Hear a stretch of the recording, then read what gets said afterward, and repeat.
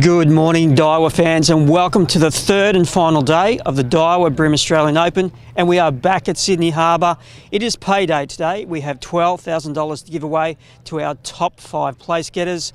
We're going to have a chat to some of them this morning, and we might start with our leader and our defending champion, Jamie McEwen from Queensland. Now, we've chatted to Jamie plenty over the tournament. He's very much a cool customer. Let's see how calm he is on the third and final day. How are you feeling, Jamie? Do you want the cliche or do you want the real story? I want the real story. Mate, there's nerves there. Of course there's nerves there. So, yeah, we'll just go out and see how we go, I guess. I'll know pretty quickly how it's going to turn out for me today. So I'll do my best and hopefully bring it home. Now, you're going to the spot that you fished the first day, the spot that you fished 2 years ago that delivered you the title. It seems to be a consistent spot, so surely that's got to help calm the nerves a little bit. Yeah. It's this is probably only the 4th or 5th time I've ever fished there, so I will go there and just do. I know where they sit on the reef, so that's a thing that will help me. And going off how it was I'll 2 days ago. Hopefully it will fish the same. There was fish there early, and then they sort of, when the seal showed up, they sort of thinned out a bit. But I was able to still pick a few off around the edges of the reef, just doing a few different things. So we'll see how it goes. Now, you're fishing a cranker crab, as a lot of people do in the tournaments these days. Yeah. But you do it with a little bit of a twist. Do you want to give us a bit of an insight into how you fish it and whether you modify that bait at all? The only modifications I'm doing to the crabs, well, I've just changed the crab colour. So I paint some crabs just to sort of change it up a bit. But I've found it pretty important to change the colour after maybe an hour of throwing the same colour. So I'll just go through the colours. So I'll throw olive and then spotted and then the one I paint, and then go back to the olive and just process it through. And usually if it goes quiet and then you throw a different coloured crab in, you get the bites pretty quick. So it's just something different that they see. Awesome stuff, mate. Great insights. Good luck flying the flag for the Queenslanders. Defending champion. He is on track to defend that title in grand form. Now, we're going to wander on down a bit. We have Steve Morgan on the left here. I'm sure we're going to speak to him during the live feed today. Tom Slater, he's sitting in, I think it's about 4th or 5th place, Tommy. Now, Tommy's got the flu at the moment, so we're not going to get too close to him.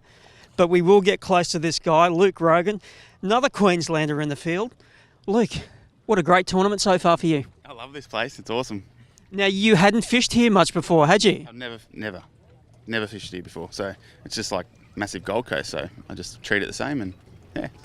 And we were chatting last night when we did the recap, fishing boats. There's lots of them in Sydney Harbour. What's the technique on the boats? Just crankbaiting them with hard bodies and throwing plastics. So. Any particular crankbait that's working better than others? There is, but it's a bit of a secret at the moment. You don't want to give it away? Nah, not yet. We'll see it on the live later today, because we haven't done any live with you so far for the tournament, but we've got your observer all sorted, and we're going to cross to you a few times today. We have Michael Kolaturis behind us. Very talented field, and there's big fish in this venue, so you can't just assume that you're going to stay in second place or maybe even first. No, that's right. I'm just going to go out and try and catch 5 fish today, to tell you the honest truth, and then I'll just hunt for some bigger ones and see what happens. On Monday the fish came late, so hopefully I can get the same bite. You seem pretty calm.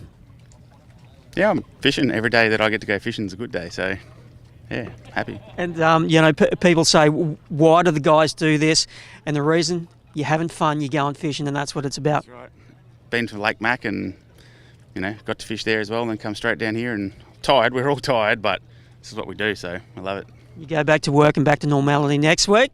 All right, let's wander on down, and we're going to chat to Michael Kolaturis. We did some live with him on Monday. We saw him catch that great fish. Let's try to do it again today. How are you, mate? Good, how are you? I'm really good. How are you feeling? How are the nerves? You're a bit nervous on the first day. Yeah. You seem a little bit calmer today. Yeah, surprisingly. So I'm just going to try and go to every single big fish spot I have today and see what happens from there. But I'm actually not that nervous, which is good. I've got a lot of catching to do. I'm a kilo behind the leader, so if he has a bad day and I get a good bag today, I could turn things around. So yeah, I'll be fishing my ass off. Now you're a Sydney local. You've fished this waterway for a long time, for as long as I've known you, over a decade. Yeah. You're going to need a really big bag to run these guys down. Just give the guys at home a bit of an idea. What type of bags are out there that may do it for you? 5, 6 kilos? Well, look, it's very easy to get a 5 kilo bag here. The only problem is the harbour typically on day 3 fishes very hard because a lot of people go very hard on the first day here. So a lot of people fish similar structures here. So so you run into a lot of people. So finding new ground, doing a lot of running and gunning today, I think will definitely help. I'm going to, like I said, I'm going to travel as far as I can today to try to find some big fish. But look, 5 kilos. If you get 5 kilos today, you'll definitely maintain top 3. Now, one thing that I noticed sitting in the studio watching you guys, the anglers, fish, when you are on the bow of the boat with the rod in your hand, you are always moving, always focusing, looking at the next spot to hit. You're a very active angler. Yeah, like I, even for the Lake Macquarie ABT qualifier, I was on like number 10 fishing on the electric motor. I'm a very fast fisherman. I very rarely just stop and spend a couple of minutes fishing one spot. It's just full speed on that. If I get a cast and if I don't get a take within 30 seconds, I'm off. So look, it's a good way to fish, especially the harbour. There's so much ground you need to cover. So so that's the way I like to fish. But it's good. All right, mate. Well done. Thank you. There we are, Michael Kolaturis, always a passionate man in front of the camera and with a mic in his face. Another man who's had a mic in his face many times is Chris Hickson. You had a really good day 2 on Hawkesbury. You moved through the fields. How are you feeling about day 3? Yeah, pretty good. It's nice to be in a half reasonable position coming into day 3. I think Jamie's still going to be really hard to run down, especially with the fish doing what they're doing on those reefs out the front. But yeah, go for a big swing today and see what happens. Now, you're very much known for your junk fishing, and for those who don't know, it's junk fishing is when you're doing a bunch of different things, not at once, but during the day. Jamie, in contrast, is very much a one technique kind of guy, especially in this tournament. You're going to throw an assortment of baits as a junk fishing again? Yeah, I'm pretty much always junk fishing. I've got, there's probably 10 ideas in my head and I've just got to pick the right one at the right time. And if we do that and the fish play, then you do all right. But I do have a bit of a game plan today. I'm going to go and fish some spots that I think should hold some bigger fish. It's just a matter of whether they play the game and whether I'm good enough to get them in. Now, we're 2 days later than the last time we were here. Of course, tides are never the same 2 days running. Is that different tide? Is that a help or a hindrance? It'll change where I'm going to fish. The first day it caught me out a little bit. I didn't expect it to be as high as it was for as long as it was. The tide sort of held up a lot and I pretty much wasted the first hour. The second hour after that I caught them really good, so I think I'll go and do something fairly similar to that. And as with the tide up, we'll see what happens and see how long I can run that pattern for. But at Sydney Harbour, there's just so many options. You just got to pick the right one and fingers crossed we can get it done. Now, you've been on the tournament scene for a long time, for as long as I have. It's been pretty impressive, the coverage and the engagement with the anglers and the observers during this Open. Yeah, it's really cool actually. It's good to be able to show off to a broader audience what we actually do out here. So we've always had reasonable coverage, but to be able to go live and from boat to boat and get as close to that Bassmaster style coverage as we can, it's really good, and I'm glad that we can put on a show for everyone. Yeah, it's always nice to take viewers on the journey and tell the story of what we do. Yeah, definitely, and hopefully it just gets a few more people enthused to come and have a crack too. Well, we didn't get to do any live with you yesterday. Unfortunately, we didn't have signal on Hawkesbury, but I'm sure we're going to have plenty today, so we're going to chat to you a little bit later. We have Brett on the back of the boat doing the shoot for the Pursuit series. So it's going to be an interesting day. Overcast. They're predicting rain, 80 to 90% chance of rain, but it's only 10 to 20 mils. So it's going to be a good day on the harbour. As I said, this is the 3rd day of the Daiwa BREAM Australian Open. It is payday. We have $12,000 to give away and a $5,000 cheque for the winner. Will it be Jamie McEwen? 7 hours on the harbour will determine that.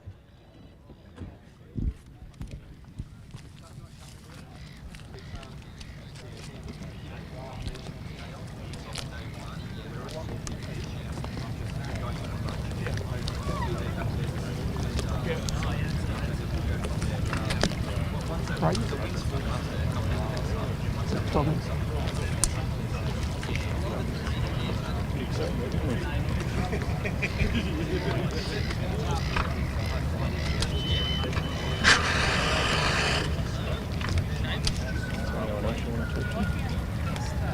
Maybe have a chat to Leo in the first conference tour.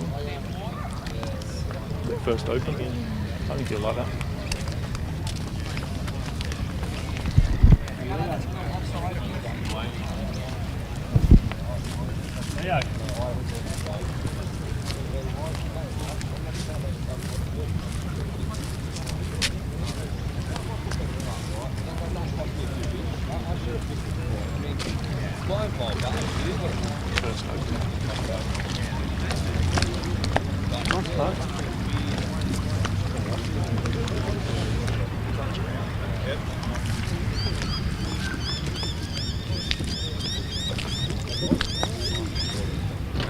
How are you, mate? Not bad. Now, folks, of course, it is the Daiwa BREAM Australian Open, and we have with us one of the guys who actually works at Daiwa HQ in Sydney.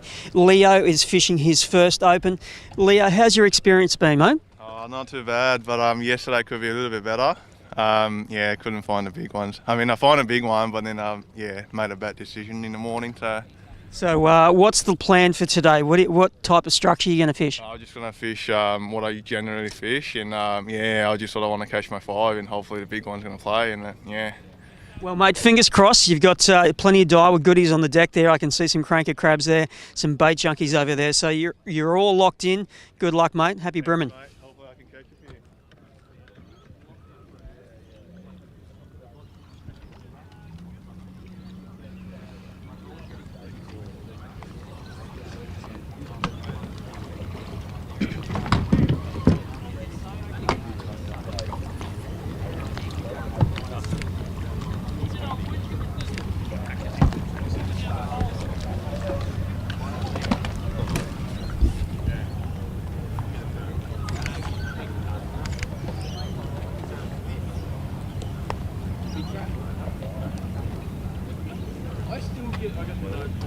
'Morning.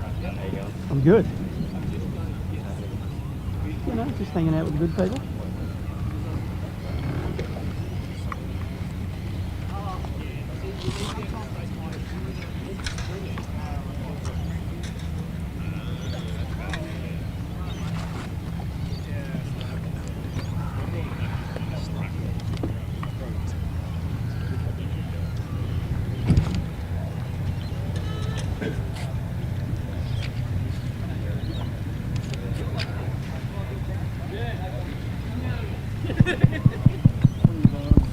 Testing.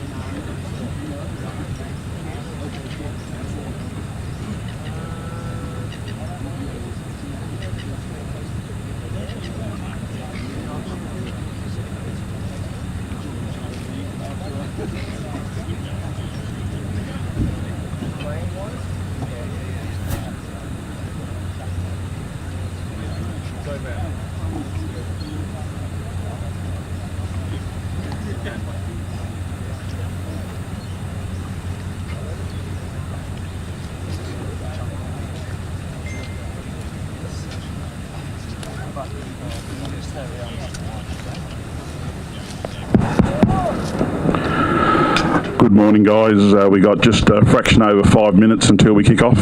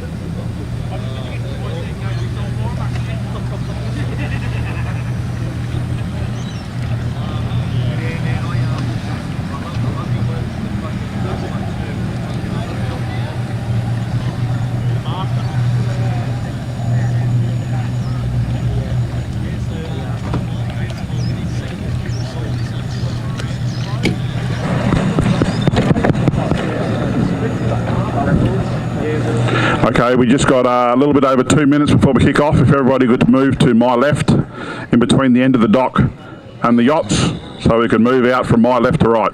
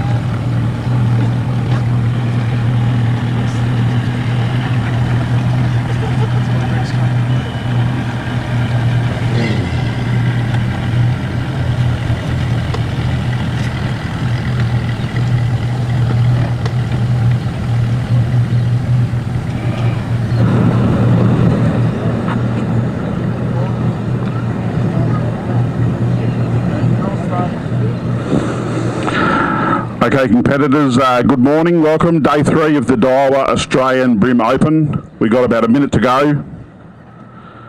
Leading off this morning, we'll have Jamie McEwen at number 1. And as I said, we've got about 40 seconds to go.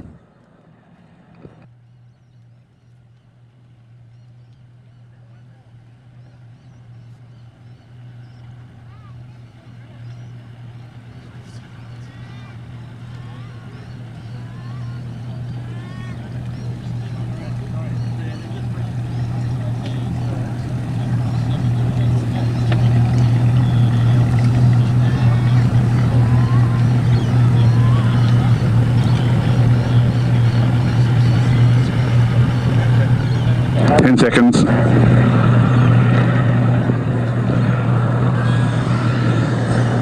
3, 2, 1, go. Jamie, number 1. Number 2, Luke Rogan. Number 3, Michael Kolaturis.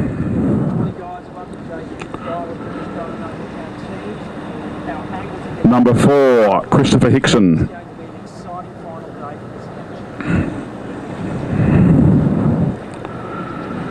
Number 5, Tom Slater.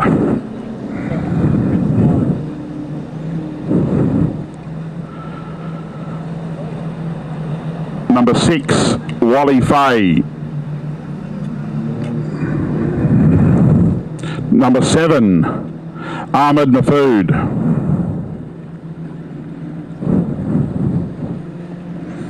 8, Jamie Johnson.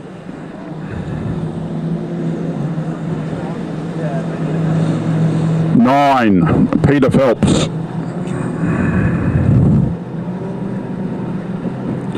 10, Mark Crompton.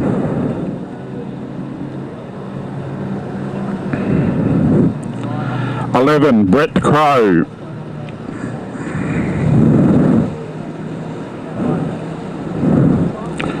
12, Daniel Bonacorso.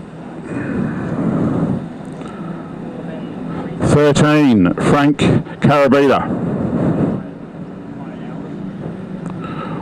14, Liam Carruthers.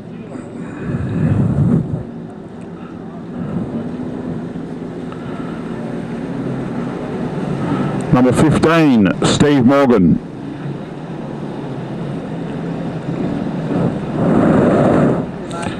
16, Dennis Metzoff.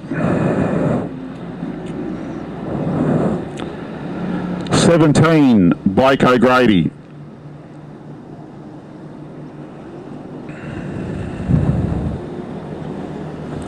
18, Colin Moranti.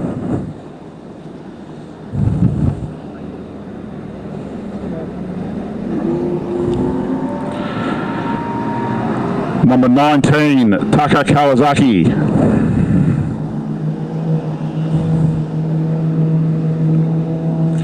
20, Bernard Kong.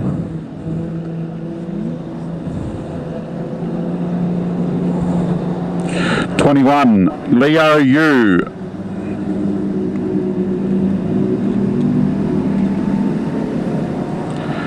22, Stephen Duff.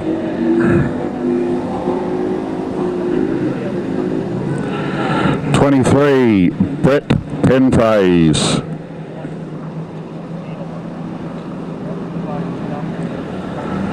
24, Travis Ryan.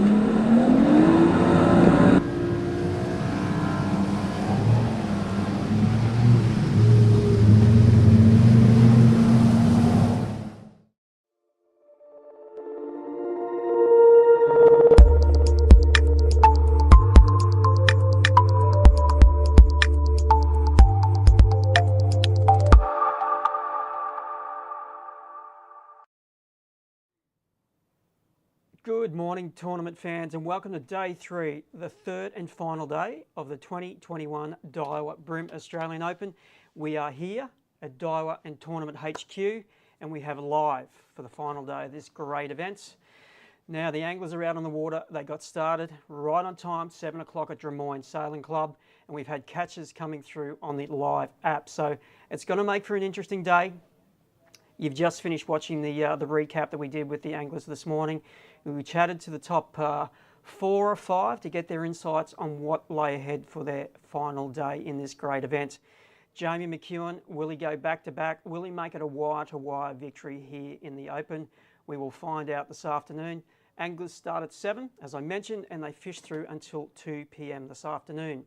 Now, the live that we have for you, we're starting now at 10 a.m. It's just a bit after, it's nearly 10:30, and we will roll on through until 1 p.m. this afternoon. Now, yesterday, when we were doing live from the Hawkesbury, we had some issues with phone signal, but on the Harbour, things are much, much better. So we expect to have plenty of live coverage and crosses with our anglers today, and hopefully get to see some of those great catches of the bream, stunning bream that Sydney Harbour has to offer. Now, I've been keeping a close watch on the tournament app to keep track of who's doing what so far, and I think we have about 5 or 6 full limits come through already. Jamie McEwen, our defending champion, he got away to a lightning start this morning. He'd be pretty happy with the way that his day 3 has started so far. Once again, he was going to head off to Sow and Pigs, that deep water reef east of the bridge, which has been so kind to him in the past, delivered him this title 2 years ago, and so far has played a big part in him being in front in this tournament. Now, it's the last day of the tournament, and of course, that means it's payday. We have $12,000 to hand over this afternoon to our top 5 anglers. The champion angler will take home $5,000. Now, we have Nicole behind the camera, busy putting together all the images and the video that have come through so far from our anglers and also from our observers. So we'll be able to get some of those up onto the screen for you very, very soon. We're also going to do a cross this morning to Jamie McEwen. He will be the first angler that we will dial up and have a chat to. And we're also seeing if we can plug in 2 of our Daiwa BREAM pros, Tom Slater and Chris Hickson. Now, we didn't get an opportunity to chat to Chris yesterday when he was on the Hawkesbury. He was too far out of bounds, basically, in terms of phone coverage. We didn't get to speak to him, but we're going to...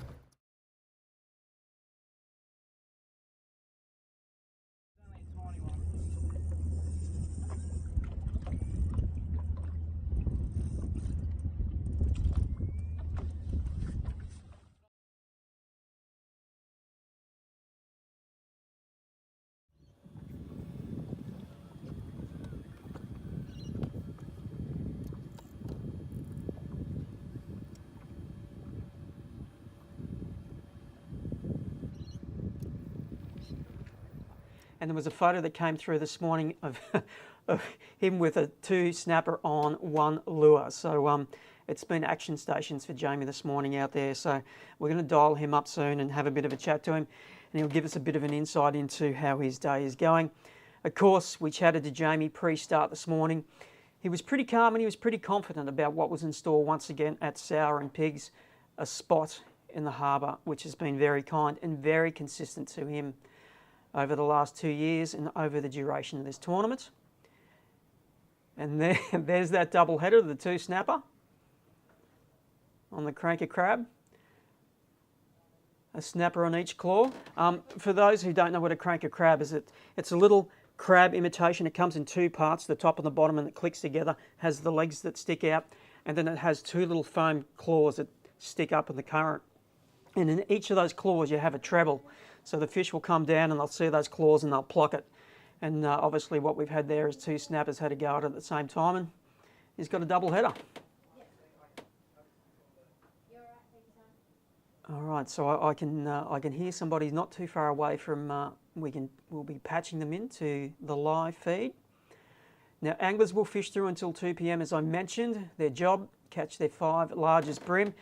You can see the scoreboard on the screen there, and everybody except I think 3 anglers have their full limit for the day. Jamie McEwen is leading, Michael Kolaturis is in second, Chris Hickson in third, Mark Crompton has moved up on day 3, is sitting in 4th, and 5th, Daniel Bonacorso. Dan went missing yesterday. He had a limited phone signal and he didn't have a great day in terms of the fish that he logged into the system. So he's moved through with a strong day 3. He's sitting in 5th place. Tom Slater in 6th. 7th is Wally Fay. 8th, Peter Phelps. 9th is Mr. Maffood. And 10th is Luke Rogan. And Luke was 2nd this morning when we headed off. We're going to cross to him throughout the morning, see what he's been doing and how he's catching his fish on the harbour. So a good start by all the anglers. It's a picture perfect day for brimming on the harbour. Overcast conditions, bit of breeze, touch of rain, and less traffic considering it's midweek. So we would expect that the brim would bite quite well today. And of course they had a rest yesterday because they didn't get harassed by the anglers because the anglers were fishing further north on the Hawkesbury River. We have some footage there of Mark Crompton from earlier today.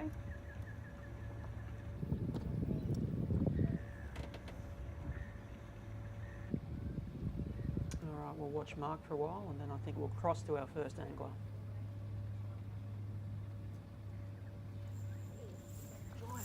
Giant.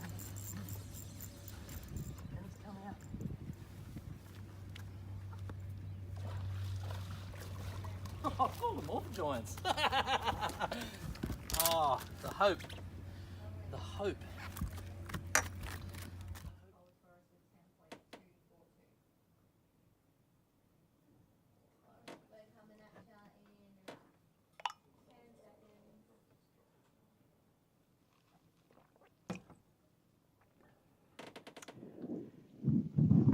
And we are now live with Jamie McEwen. Jamie, have you got me?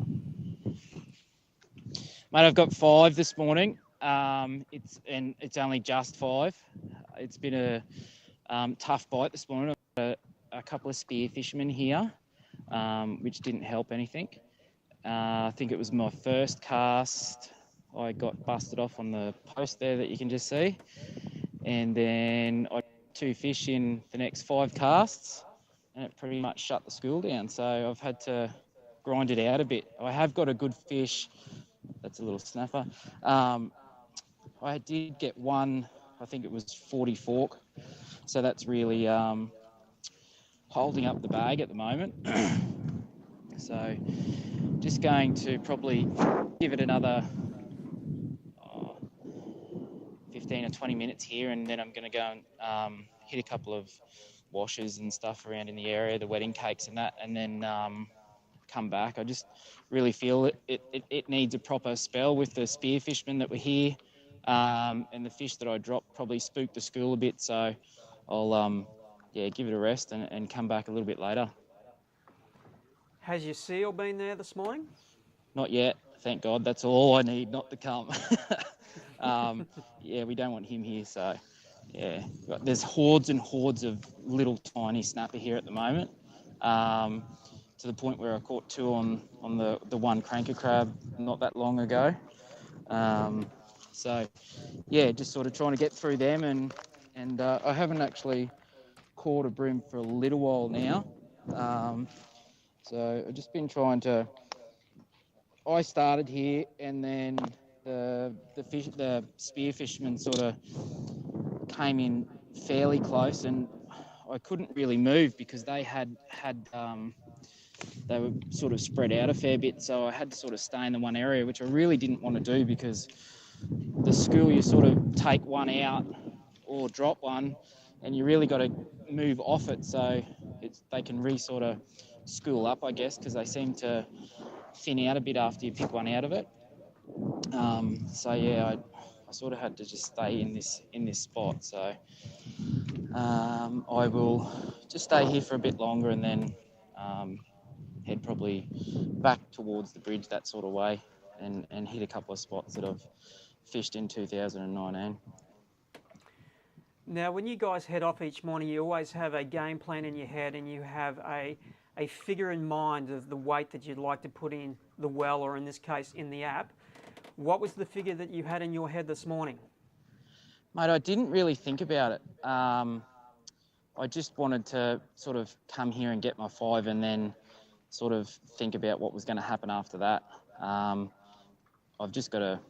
I haven't been able to see the scoreboard all morning, so that's probably a bit of a double-edged sword, I guess, because it's made me just put my head down and keep fishing rather than sort of looking at that. And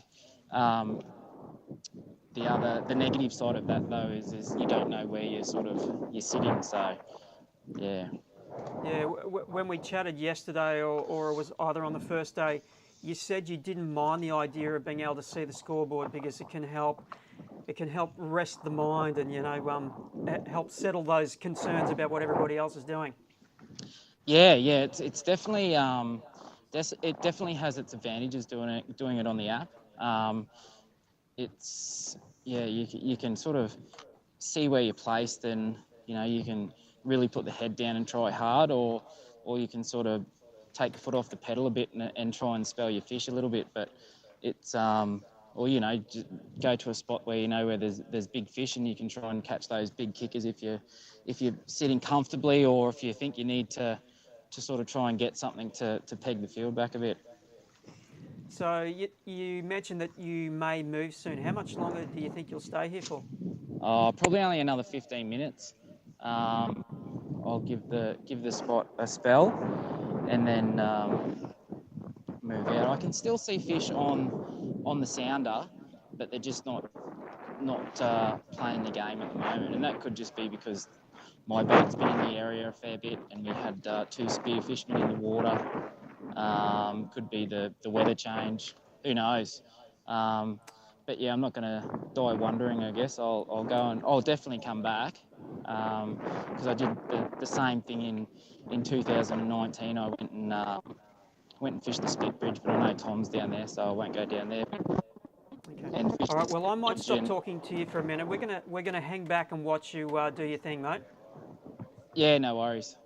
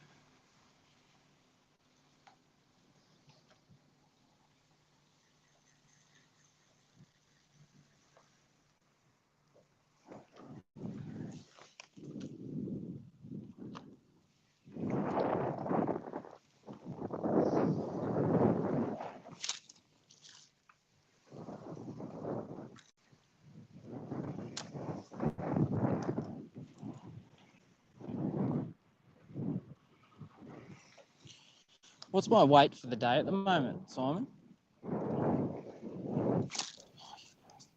All right, mate, just give me a minute. I'll just get the scoreboard to load. It's doing a refresh at the moment. Yeah, from memory, I think you had about 3.2, mate, but I'll have that latest figure for you very soon. Thank you.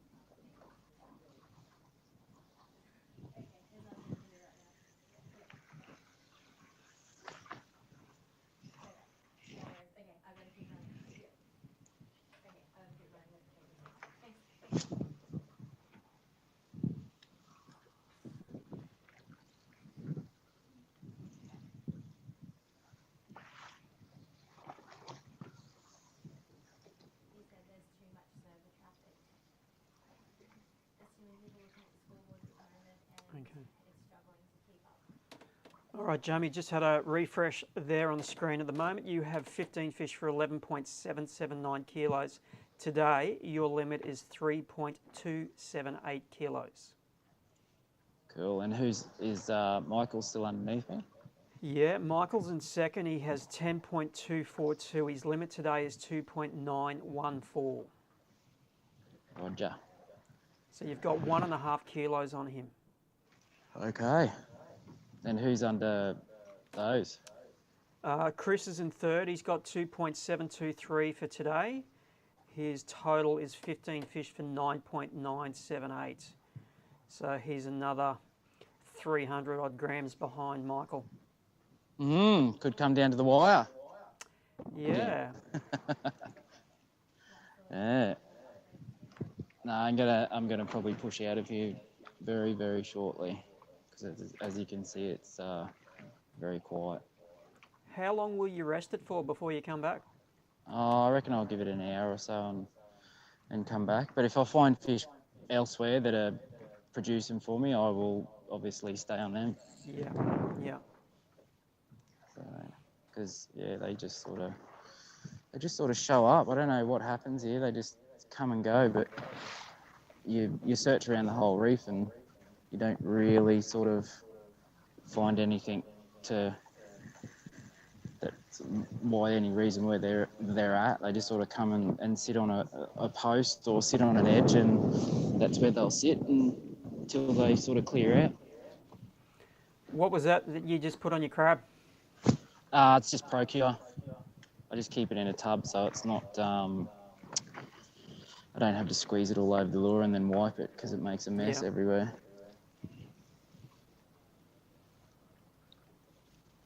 There is a lot of bait here.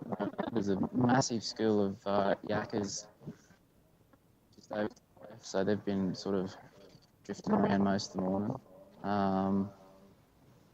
So yeah, there's no reason why they shouldn't be here, but they just sort of seem to clear out or just get a bit of lockjaw after a little bit. So I think if I give them a bit of a rest and come back, maybe they might turn back on, but I just have to keep ticking them away.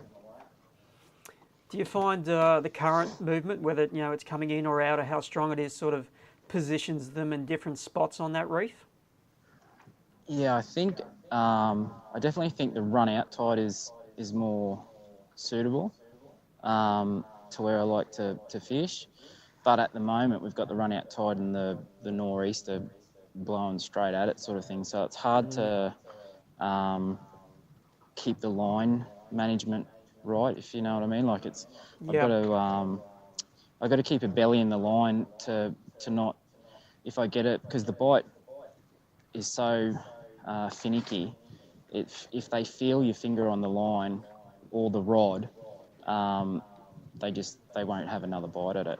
But if you have a little belly in your line, you can still just feel the bite, and you just sort of lean into them. But they, at the moment, with the northerly and the tide going one way and the northerly and the other way, the belly in the line's sort of a hard thing to manage because it's either too big or too tight onto the crab sort of thing. So that's a bit of an issue. Yeah, line management is so important with lure fishing. We were chatting to Morgo about it on Monday when he was fishing stick minnows on 2 pound around the boat holes. It's so very, very crucial to control that line. Yeah, it is the most important thing when I'm fishing with crabs is to know where the lure is and to have that line management. Yesterday was pretty difficult because the bottom I was fishing was so unforgiving. You had to, and the fish were so finicky that you had to have the belly in your line. But if you let too much belly, it'd hook up on the bottom straight away. But then if you had it too tight in your fingers, same story. You get one bite and they don't come back. So it's that fine balance between the two, isn't it? Yeah, massive balance. It's just you've just got to have it right on. Otherwise, you're not gonna. You'll either miss fish or you won't feel bites, and that's how you just got to fish the crabs. It's not throw out and keep it tight because they'll feel the pressure of the line and they won't come back and have another go at it. Now, you mentioned yesterday that you had 100 crabs in your boat before Lake Mac, which was last weekend. Yeah. What's the countdown to now? It's getting low. I've got enough to see me out for today, unless something drastically goes wrong. I've got enough to see me out for the day today. Just as well it's not a 4-day tournament. Yeah, that would be interesting. I'm just getting some company now from a couple of recos. Look like they're wanting to come up and put the anchor out there somewhere, so not much I can do about that though.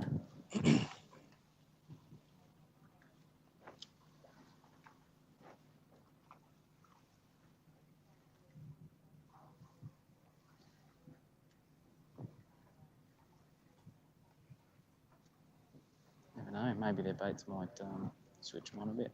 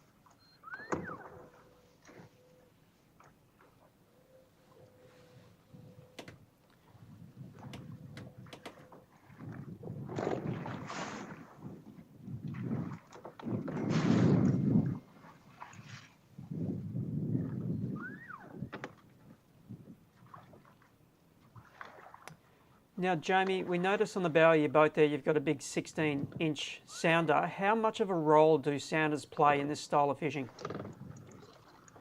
They play a fairly big role when you're looking for the fish. It's I've got the active target on at the moment, and that's what I can still see fish flipping around on the edge of the reef and moving around. It's become fairly evident over the weekend. Like, I've only had it on for this week pretty much. What the bream look like on the active target.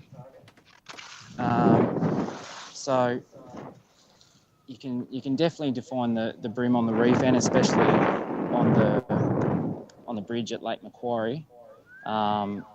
So it's playing a big role at the moment,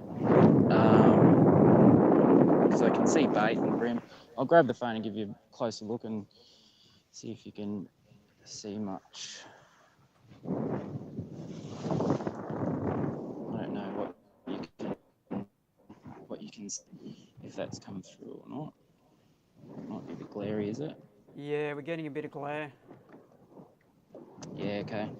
So at the moment, look, just that picture I'm looking at there, I'm not sure if you can see it very well. It's you can see the reef I'm on top of, and you can see bait fish down lower.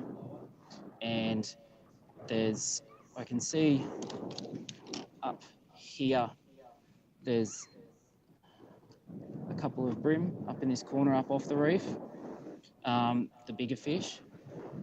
So they're the bream, and there was a bream down there just then too, down here.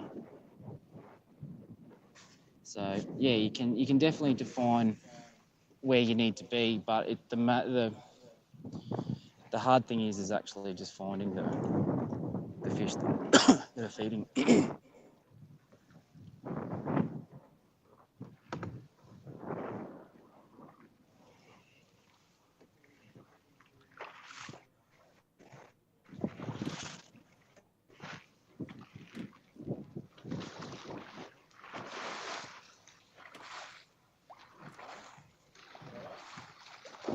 G'day.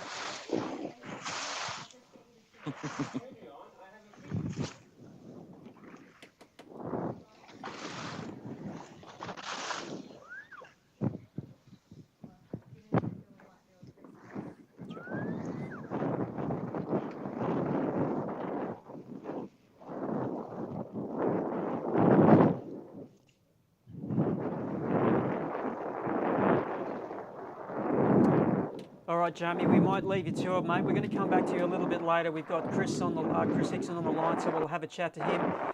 All the best.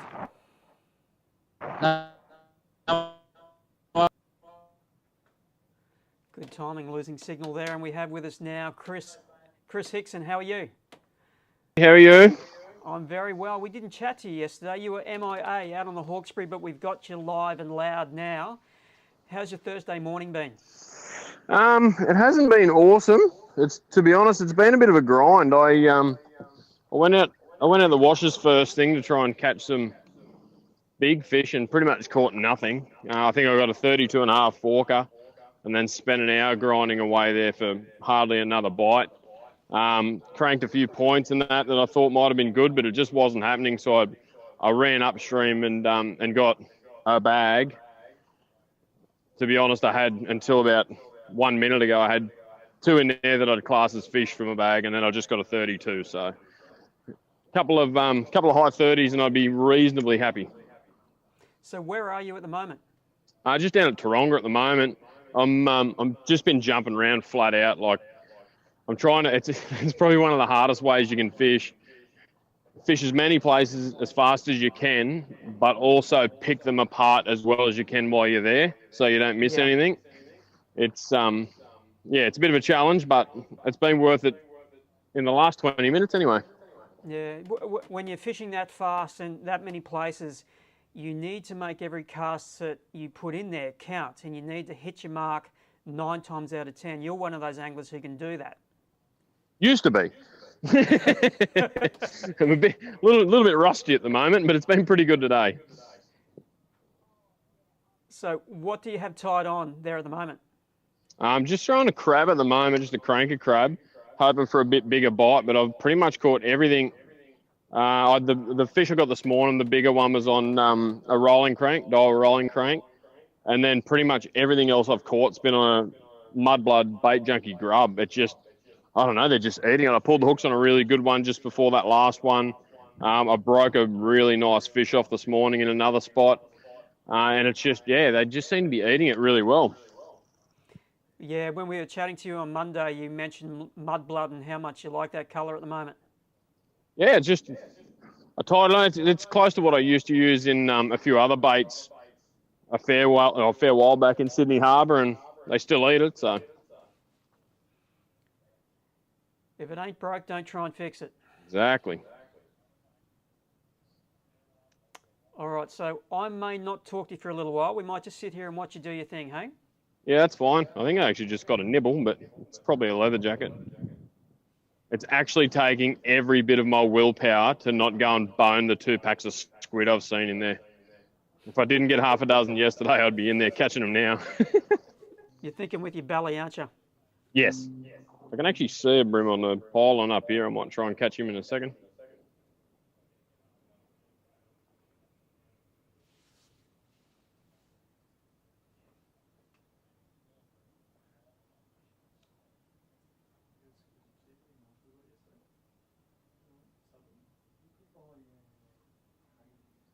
Luckily, that rain stayed away so far. Did you get a little bit wet this morning? Little bit, but it wasn't. We were driving over east, and it looked really bad, but it didn't end up too bad at all. Yeah, no, we got a little bit in the car driving into the office, but otherwise it's been dry. Bit of breeze just starting to come up. We needed that this morning. I think that's why the first couple of spots I fished didn't fire. It was just a bit too calm. Oh, something. Bit of scum.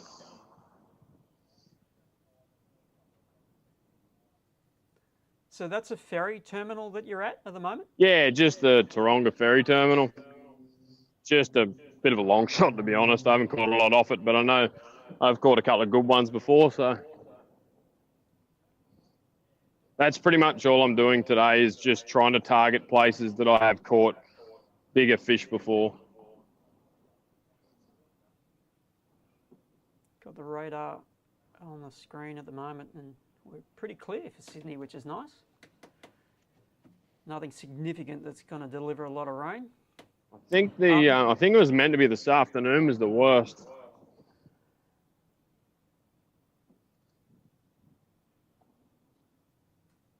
That was custom cast.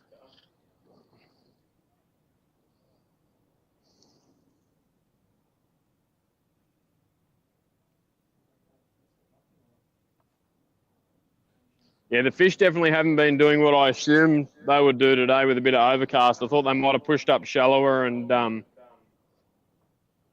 been keen on the edges, but it was a bit the same as the first day. When you did get bit, there was heaps of little ones. Mm-hmm. And then I went back to where I caught sort of a bag pretty quick on the first day and hardly got a bite. So,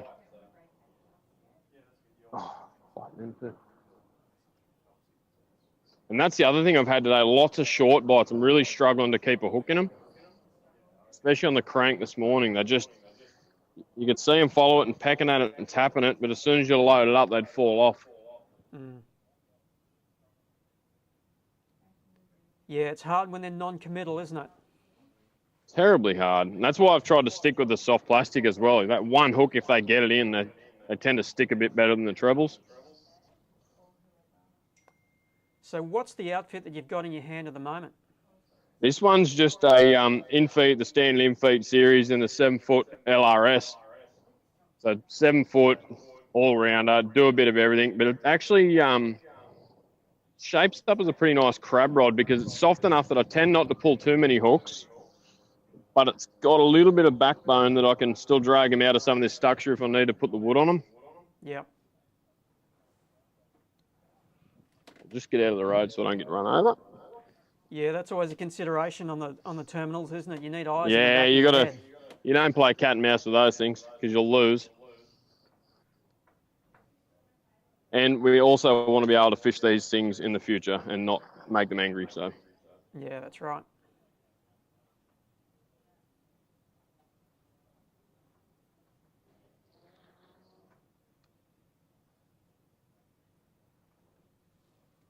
there's actually quite a few fish floating around on these poles out here, but they're all fairly small. What I've seen. That's what we want, a bit of wash happening, something to stir them up. Bit of movement. Is it? Is Yeah, the that's tide been the break? issue this morning. It's just been too flat and too calm. Yeah. All the places that I was hoping it might have got stirred up, it just, for what I liked, it wasn't anyway. It wasn't even close.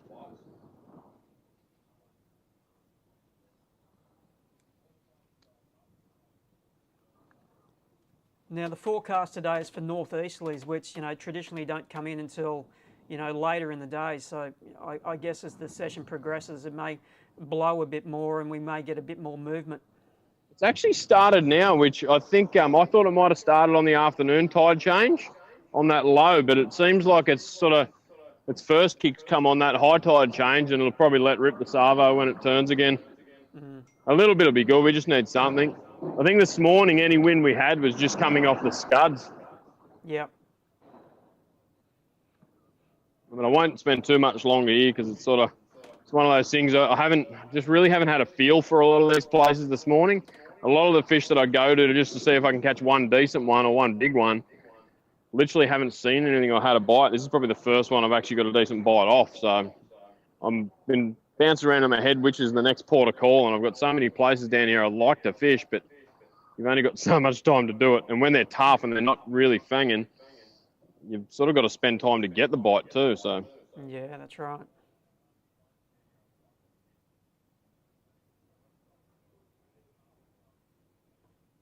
I think I got him. No, something little chasing it. There's been all sorts of stuff here playing around, and I got that. Oh, that's a bream. Oh, that's a big bream. That's a cracker. Oh! See, these are the days I'm having. That was massive. Massive fish. I didn't go really hard on him because he didn't look like he was under the dock. I had him so far out, but clearly not. Anyway, we'll re-crab and start again. Oh, they cost you a lot. You don't get a lot of chances at those. Worst thing was, I reckon there was a pack of those too, because he picked at it in about 15 feet of water, mid-water, and I missed it about 3 times, and he still came back, so I don't think it was just the one fish.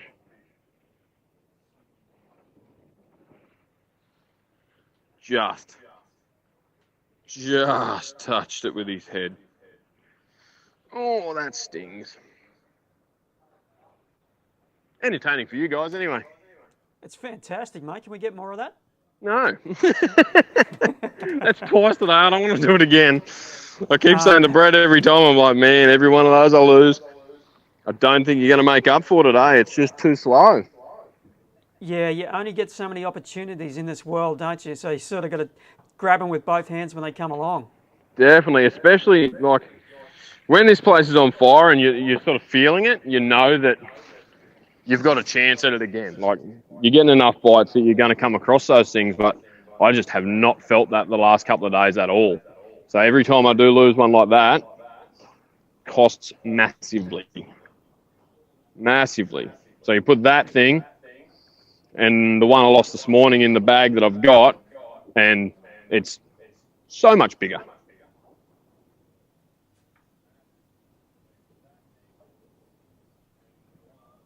And the problem is then you lose that and it spooks all the rest of it, so you don't get another shot.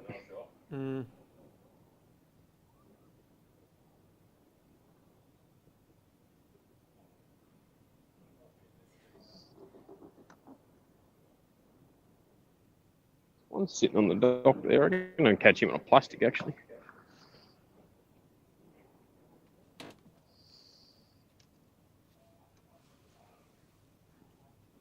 No, I'll hit him on the head.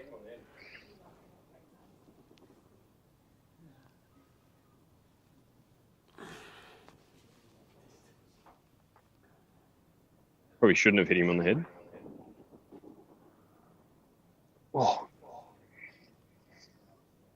I think I jagged it. Doesn't feel that big. It's angry.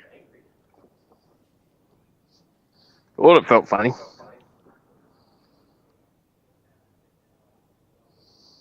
Been plagued by these things, to be honest.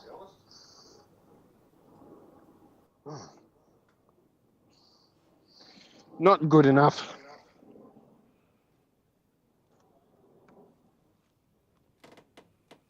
It's been like that. Like if I see one and it's in the right mood, pick that bait junkie up and throw it at it, and 8 times out of 10 at the moment they're eating it.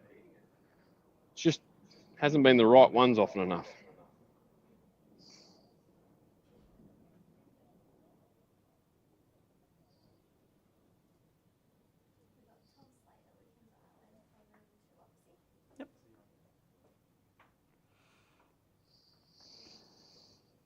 Back to the crap. I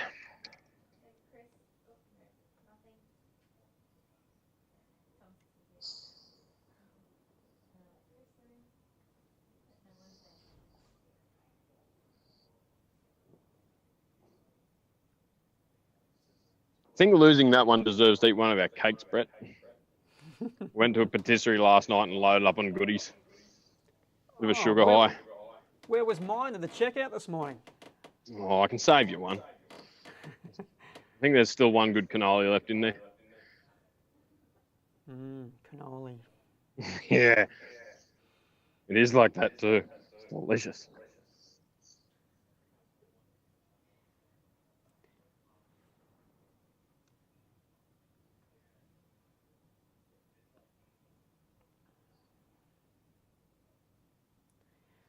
Now you've got Brett at the back of the boat and he's shooting one of our pursuit episodes. You're a man that spent a lot of time in front of the camera. Do you find it affects your fishing and your thought process at all, having a camera on board? No, not the camera, just Brett. He's really bad luck. We even brought his lucky net for the Hobie Australian Championships that I borrowed off him to try and ward off the voodoo, but until today, it's been all right. I haven't lost, I've lost a couple of fish, but nothing crazy. But today, it's probably 2 that I shouldn't have, and yeah, back to normal. Yeah. Back to the old curse. Nice throwing Brett under the bus there. Good job. Yeah, well, I've got to blame someone, don't I? It's definitely not my ability.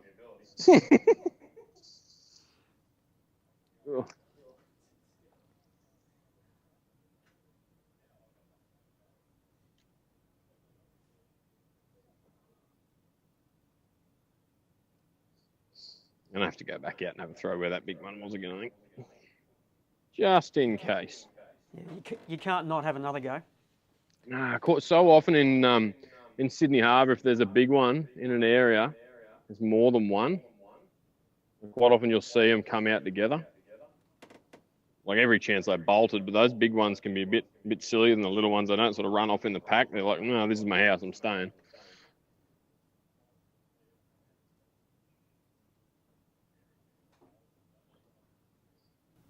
Sitting on that pole too. Now, Chris, you're currently sitting in 3rd place. Yeah, going to need to do better than that. You have 10.271 kilos is what I think I can see on the screen. Yep. And Jamie is out in front with 11.779. So surprise. You got a bit of work to do to run him down. You put those 2 things that I lost in that, and I'll shake it up. Or I said today that we were going to swing for some big ones, and if it comes off in this place, then you can catch those guys fishing deep and crabbing those things up, especially in these like in a length tournament, because some of the fish you get out of the washes and the kelpie stuff are slabby, but they're long. Yeah. I just don't know how to catch that one on that pole, but he's frustrating me. Yeah, so like there's every chance you can do it. It's just a matter of, and I said at the start of the day, if you have the right day, you win. If you don't, no chance. Yep. No chance. And not landing those makes it really, really hard. Like to get another 5 bites like that to make up for it is all but impossible, but still going to have a red hot crack. Right. Let's get a look at and throw up that pole again. So I reckon the reason that one actually bit then, because the ferry was here stirring it up. They sort of, a bit like when I haven't got the hydro wave because I buggered the power cable up on it at the moment, but quite often when there's a lot of noise around, they seem to lose their inhibitions a bit. Yeah. Let their guard down. The sort of the turbulent water from the ferry, or especially if it's rough or something like that, it just not quite as focused on what you're doing as what's going on around them. And they get in that feed mode. I remember many years ago, back in the days where this event was a teams event, Chris Wright and Ian Miller did very well fishing the outside of Birkenhead Marina, and they would sit there and wait until a big boat would go past, push their washers against the floating structure, and when that happened, they'd throw in, then they'd get bit. Exactly. Just make it look like it's real, look like something's actually falling off the side of the marina or off a pole. That's it. Especially when you're throwing a creature bait or something like that.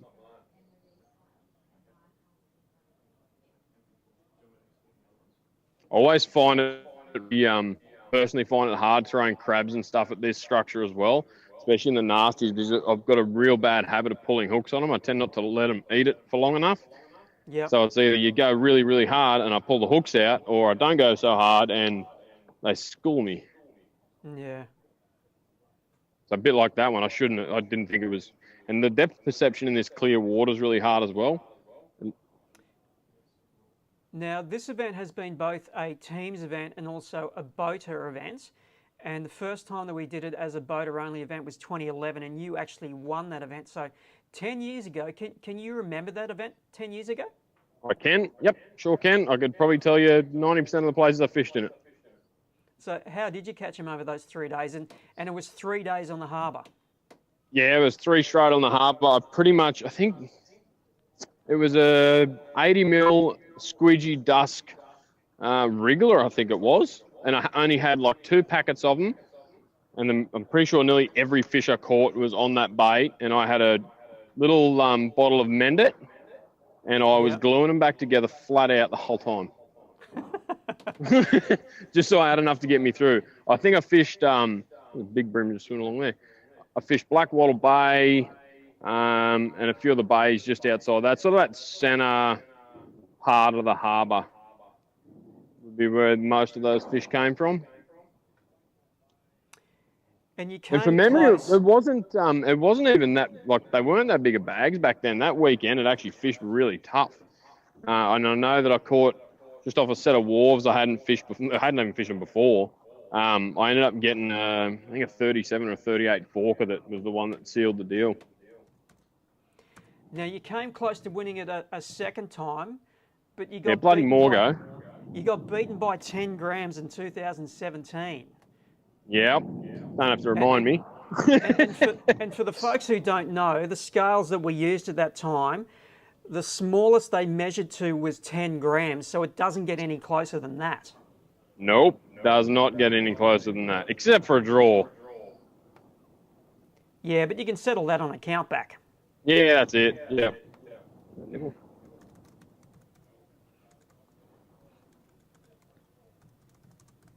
So hard to coax these fish into eating at the moment. It could be a leather jacket or something too. And that's the problem, because the bite's so tentative. Every little nibble, you've sort of got to leave it there and see what it is, just in case, because that bream that I lost just before, it literally only just pecked at it. You could hardly feel it. That's probably going to wash underneath. The only ones that aren't are when you put it right in the right spot with the bait junkie grub, and it sinks down. The one this morning, I had a fair feeling that the fish was going to be where it was, and they're getting a proper clunk. Like, you know it's got it, and you get a chance to set the hook and get a head start on them. Yeah. But with everything else, you're not really getting that. It's quite frustrating. But I think that's my time here done, and I better make a move.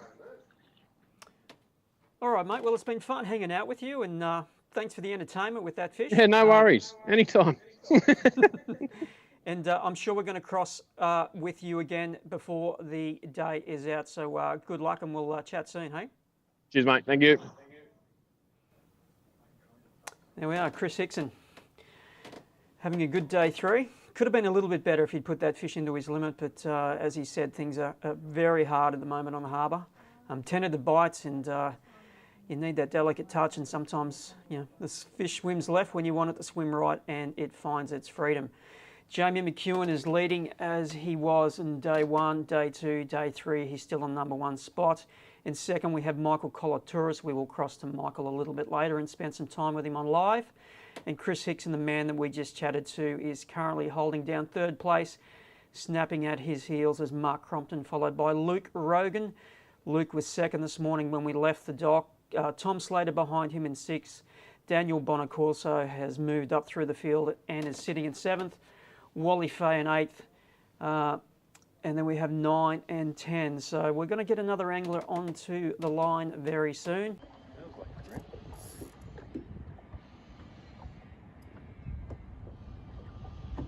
And soon we are looking at some of the captures from earlier today.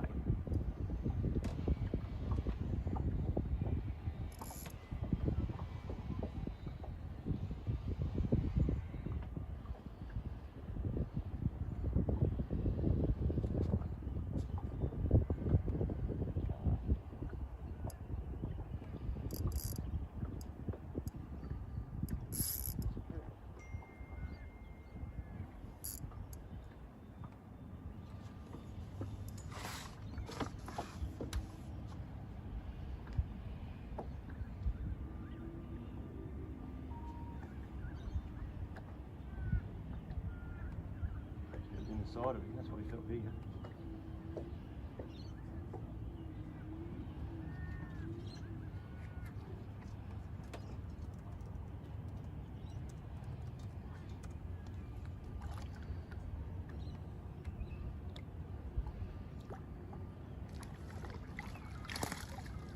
Not that big.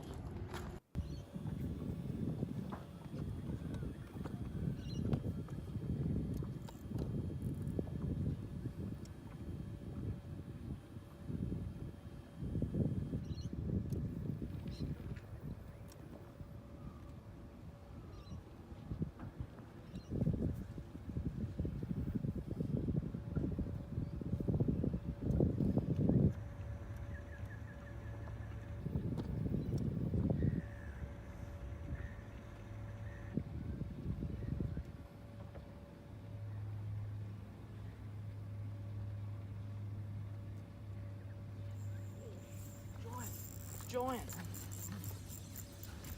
Let's come out.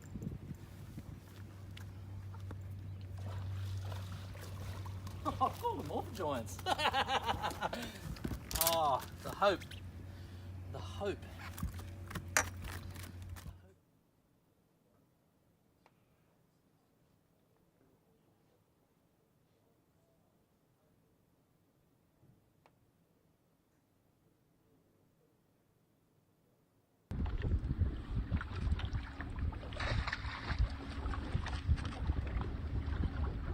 Fish number 4.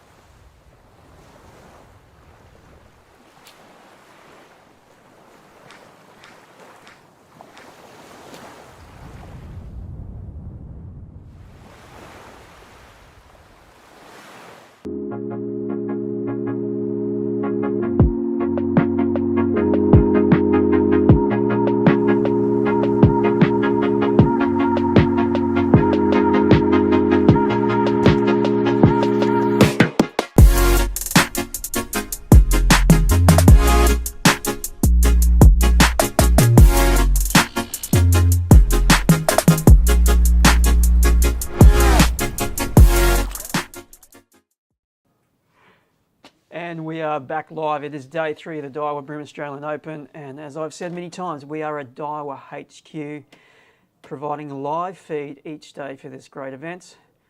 We've chatted to a few anglers out on the water this morning. Jamie McEwen, we spent a bit of time with him at Sow and Pigs, and of course he explained to us that things were a little bit tougher this morning. He'd had spear fishermen in the area, a bit of wind against tide, the fish were a bit mobile. He's got his fish, but it's not quite playing out as well as what he would have hoped. But nonetheless, he's still doing very, very well. Chris Hickson, we just got off the line to him not that long ago, and we were chatting to Chris about his victory in this event back in 2011. So what did I do? I dragged up his scores from 2011. Now, when we chatted to Tom Slater yesterday, we were talking about cranker crabs and what a huge part they played in the weight of the bags in the ABT BREAM events. There was before cranker and after cranker.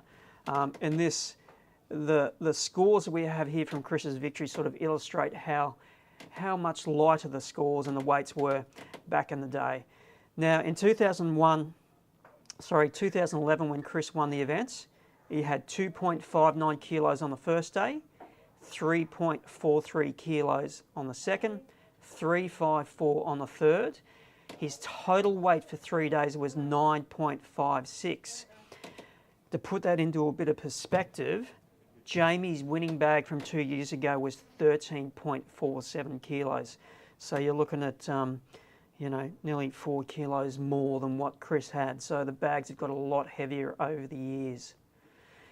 We are patching through a couple more anglers very soon. We tried to get Tommy Slater on the line, but his connection fell through just before we were about to do the cross.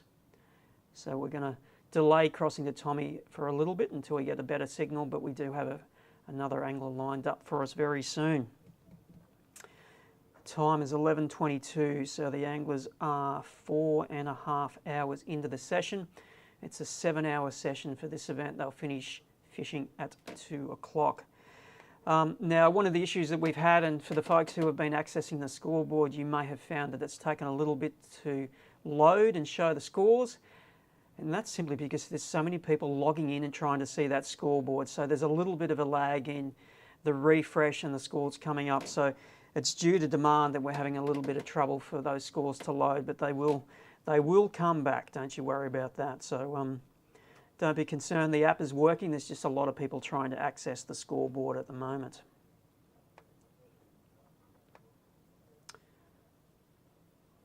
Now there's no rest for the ABT tournament trail at the moment. They were in Lake Macquarie last weekend, Sydney Harbour and the Hawkesbury midweek. And next weekend, tomorrow, they jump in that car and they head northwest of here, and they're off to Lake Glenbourne for a round of the Bass Pro Series. See the scoreboard on screen there for the Open. We have Jamie McEwen out in the front with his full limits. Michael Kolaturis has moved through on day 3. He's sitting in second place. Chris Hickson, the man that we chatted to just before, is holding down third. And Mark Crompton is just behind him in fourth. And Steve Morgan has been a bit of a mover and shaker of late. He has skipped up to 5th place. I also see Tom Slater in the 10 there, along with Luke Rogan, who is sitting in 7th. Luke is from southeast Queensland, and he was sitting in 2nd place at the end of day 2. Now we have 4 big bream prizes for this event. The longest fish that we've had come through so far belongs to Wally Fay. He caught a 41 centimetre fish yesterday, and he's doing well again today, and he's sitting in the top 10.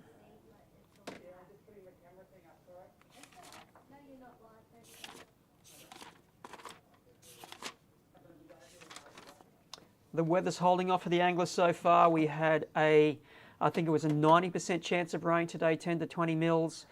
We had a few showers come through this morning just after the takeoff, but the weather gods have been kind so far. It's overcast and it hasn't rained too much on our anglers. $12,000 is the purse for this event, and we are paying all the way down to 5th place. Our champion for the Daiwa BREAM Australian Open will go home $5,000 richer. And if it's Jamie McEwen, there's a good chance we'll use a portion of that to replace all the cranker crabs that he's lost over the last week or so.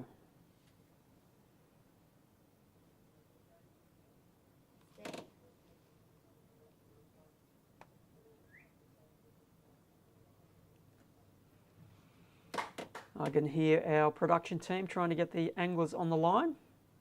Can prove a bit of a challenge. He's on the other line. Not paying attention. The BREAM Australian Open it was designed based on a tournament that they have in the US called the US Open. It's a 3-day bass event that they hold in Las Vegas during summer. Weather's hot, the fishing's very frugal. It's very much a grinding event. So we designed the Australian Open to, in many ways, reflect that. A 3-day battle against the fish and a battle against the elements. And the angler who comes out on top will definitely have earned their money and their hands on the trophy for this event. It's always a challenge coming to Sydney to run an event. It's a big waterway, challenging traffic, challenging conditions. So they will earn their rest and their sleep in tomorrow morning.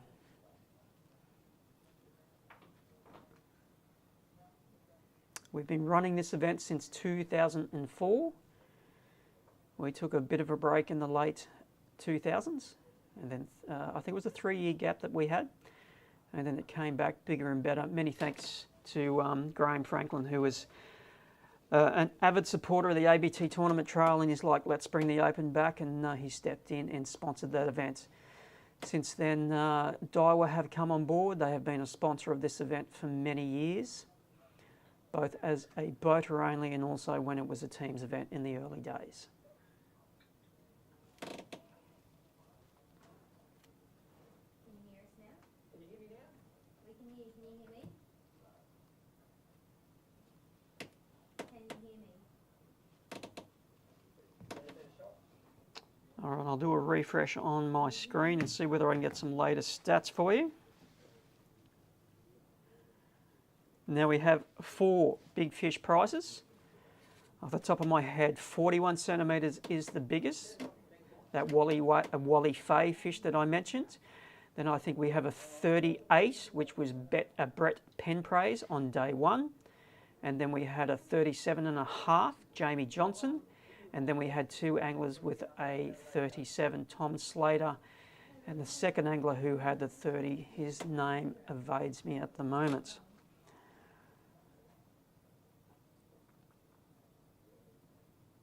All right, Jamie McEwen, his bag today is 3.278 kilos. Michael Kolaturis, similar day, he has 3.428 kilos for his limit. We are still yet to chat to Michael, but we will get him on the phone very soon. Chris Hickson, his 5-fish limit for today is 3.016 kilos. Mark Crompton, 3.24 kilos for his day 3 limits. Steve Morgan has 3.539 kilos for his day 3 bag. And Daniel Bonacorso, after a quiet day 2, he has got amongst them on day 3 and he has 3.202 kilos for day 3 limits. Luke Rogan, who was in second this morning when we left, he slid down the board a little bit. He has 5 fish on his catch card. It's only a small 5-fish limit, 1.422 kilos. And Tom Slater follows him in 8th. Then in 9th we have Frank Carberetta. And 10th is Wally Fay.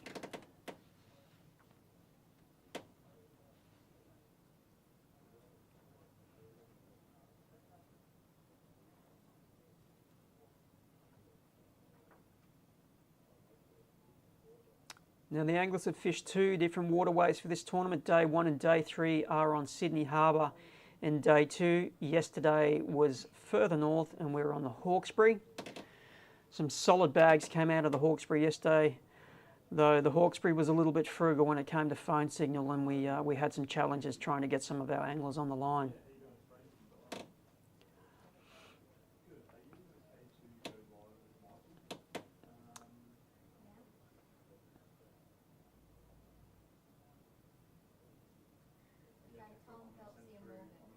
So we've tried 3 anglers so far to get them on the line, and we've had challenges. We've got another one there, so hopefully we can patch an angler through to chat to very soon.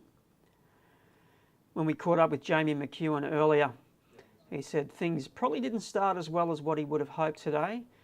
Some spear fishermen in the area, some less than favourable wind conditions and tide conditions pushing against each other, sort of didn't bring the fish together quite as he'd hoped. So he was just about to move and he'd be off fishing some other locations at the moment, resting his number 1 spot before he comes back to it and hopefully gets stuck into a big bag again. Now Jamie's the defending champion of this tournament. He won it 2 years ago, and interestingly, the heaviest limit that he weighed 2 years ago was on that 3rd and final day. So we'll be able to patiently wait and see whether those big fish come together for him on that Sow and Pigs Reef. But to be honest, I don't think he's going to need the biggest bag of the tournament on the last day for him to win this event.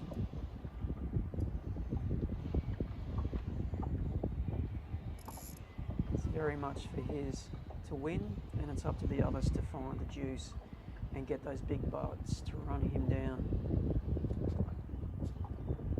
We are looking at some of our captures from earlier today.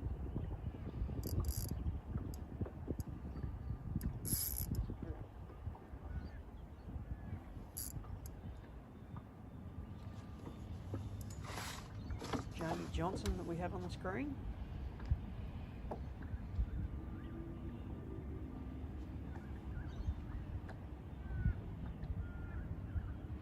Inside of him, that's why he felt bigger.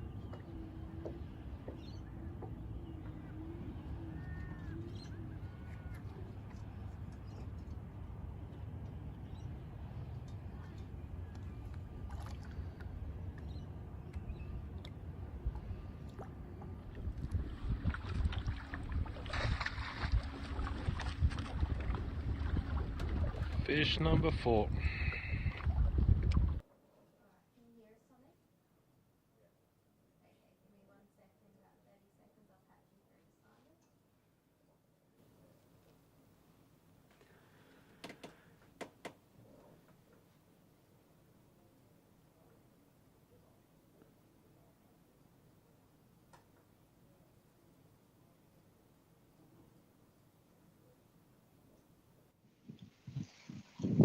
With us now, Tom Slater. Can you hear me, Tom? I can, mate. How are you? I'm very well. More importantly, how are you? Starting to try and think of plan C, D, and E. Because we started at the Spit Bridge. I was kind of hoping to stay there all day. But caught 2 off it, had another couple of bites and dropped a few. So I think I'm just going to spot hop my way back into the river. We're just fishing kind of the inside of North Head right now, like right on the boundary line. And then we'll fish this jetty up here, and then we'll keep shooting back up to Parramatta, I think. So it's been a bit of a scramble. Those plans A, B and C didn't quite play out, and now you've got to try and find alternatives that are going to produce the fish that will hopefully run down those leaders. Yeah, correct. If I could weigh in kingies, I'd be laughing right now. There's so many around. Yeah, so I mean the 2 fish I got off the bridge were decent, 2 32s, and if I had 5 of them, I'd have around the 4 kilo mark and probably be up there. But we'll just see how we go. I guess we're gonna go and try and catch some fish in the Parramatta. I guess I had another one on just at a brief stop I made before this, and saw it coming out shaking its head, and that was another good one. It dropped back. So it's just one of those weekends for me. I've had a lot of chances, lost a lot of fish, got busted off a lot. Just seems to be the flavour of the month right now. And what did you get those 2 fish on? Those were on crabs, so just the standard bridge fishing stuff.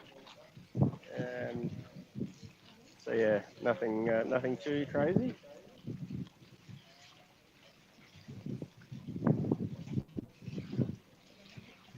Looks so good in here. probably the wrong tide for it. But.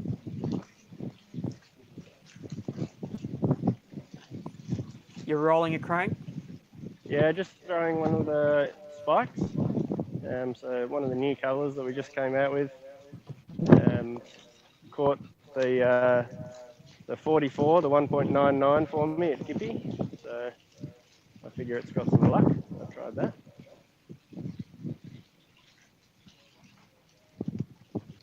There's some really good kind of cracks and crevices in these rocks here. So just trying to run the crank down the edge of them, see if there's anything hanging out underneath.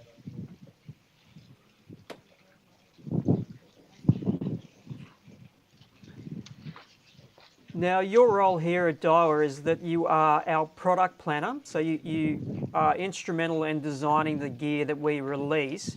Now, a lot of the stuff that you've been working on of late has been designed with bream in mind, and bream in Australia are quite unique compared to, you know, the species around the world, and as a result, the type of gear that we need is quite unique, isn't it?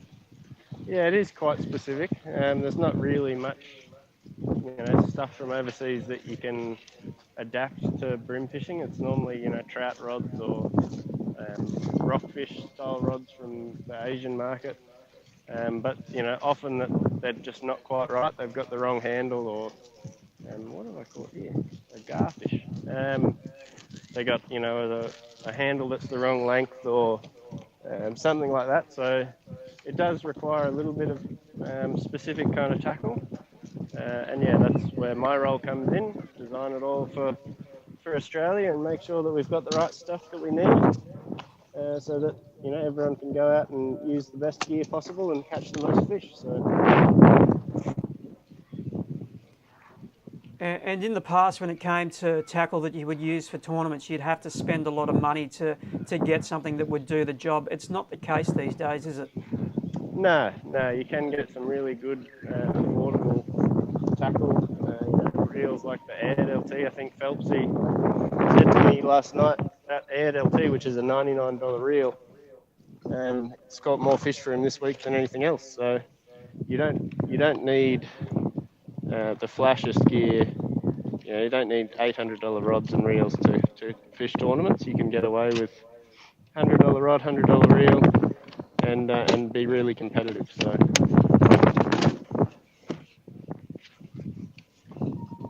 Sorry, just changing a hook.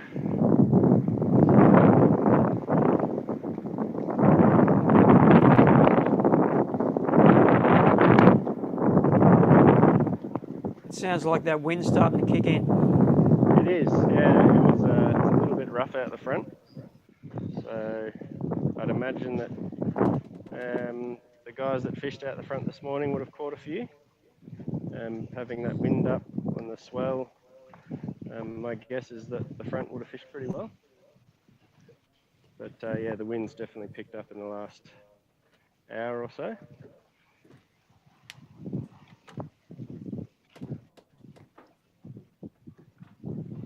Hook changed. Oops.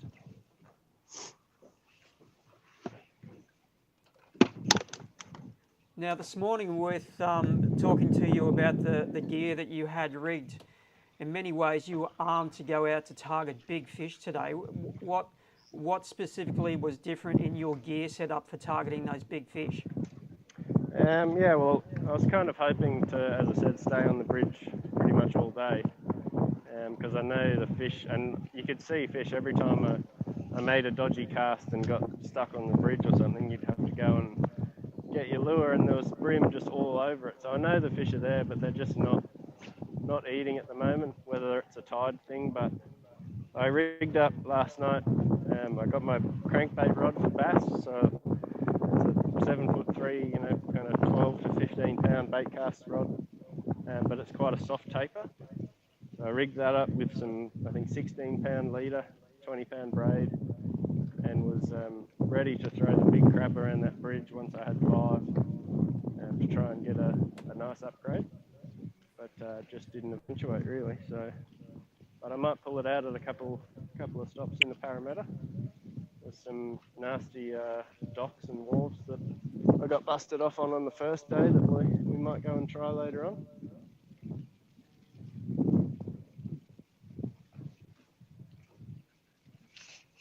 Oh, there's one. Get it. Oh, he's around the pole. Oh, I don't know if I'm going to land this one.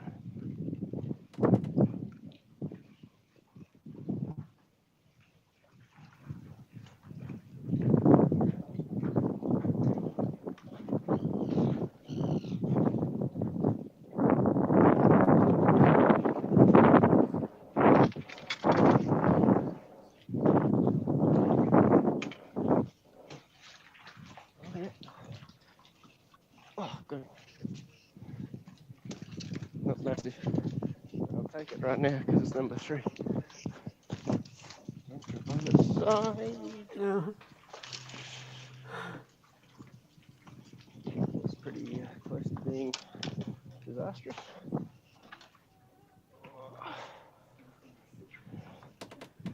Nothing massive. And probably 27 or something. But Couple of nervous moments there, mate. yes, 5 pound around oyster and custard poles is not for the faint-hearted.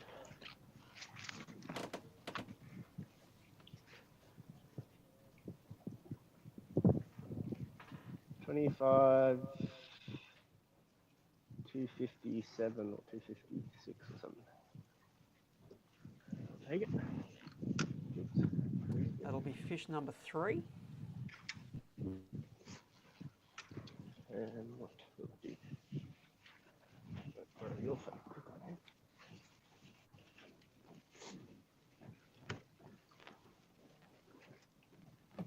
Good. Passcode. Admin time. You got the ABT app?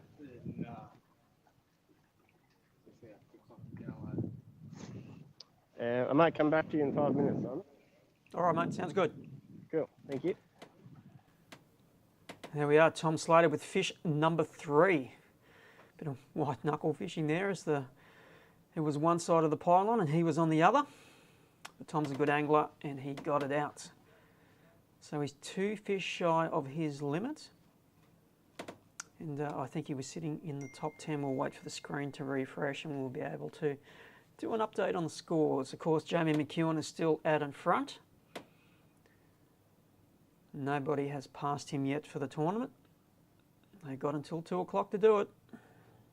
The clock is ticking.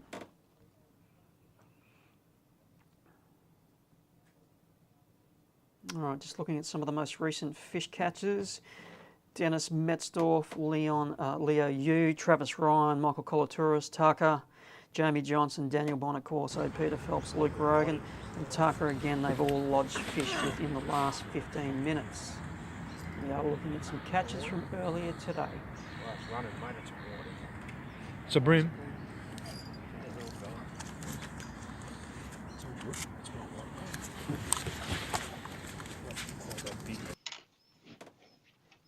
And we are back live with Tom Slater.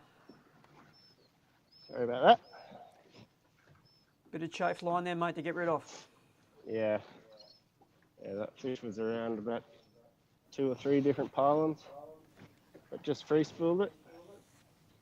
And even though it's only 5 pound, you have to have tension on it for him to snap you off. Correct. If it managed to jam in an oyster or something, I'd be unlucky, but more often than not, if you free spool them, take your time, you can get them out.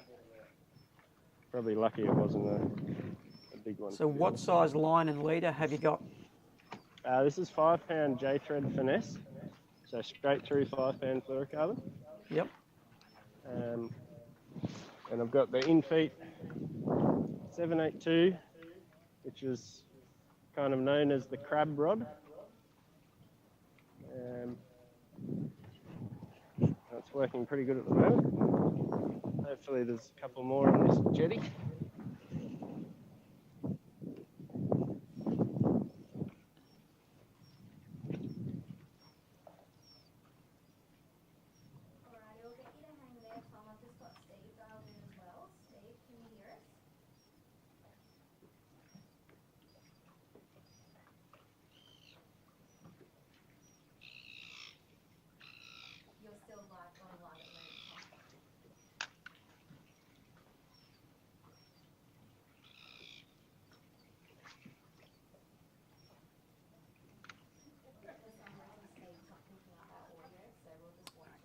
All right.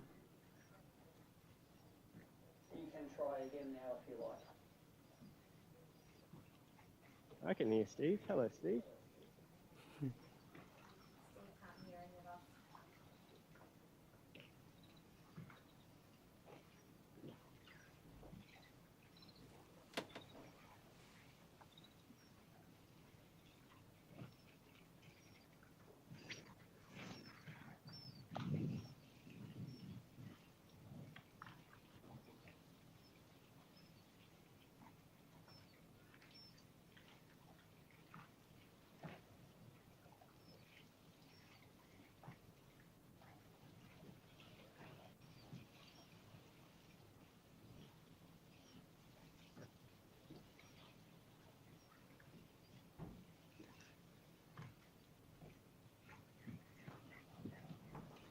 There's a huge blue groper swimming around this jetty on the first day.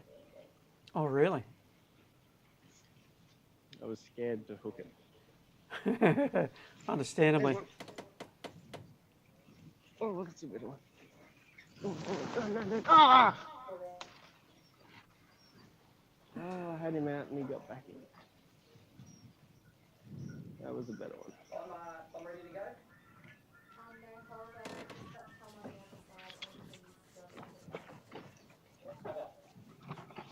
Why don't you leave the phone open and I'll listen to the phone and you tell me when to go. How's the score go? I haven't seen the scores. Did you see that fish, Tom? That's a good problem. I just lost one about 40 centimetres on a top water that fell off.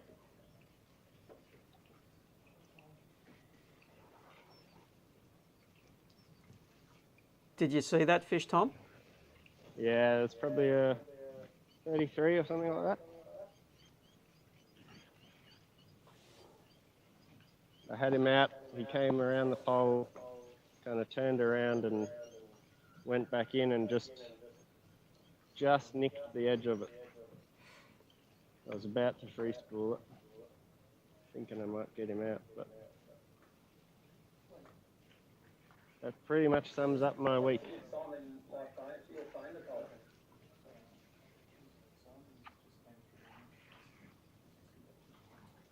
I can hear his questions.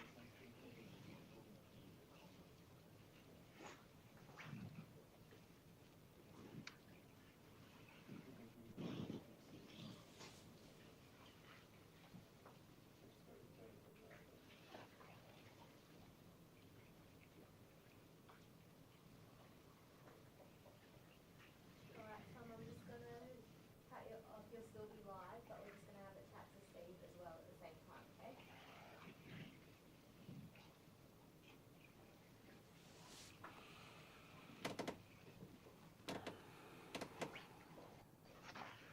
Hey Tom, we're just going to have a chat to Steve, but you'll still be live on air as well. No problem.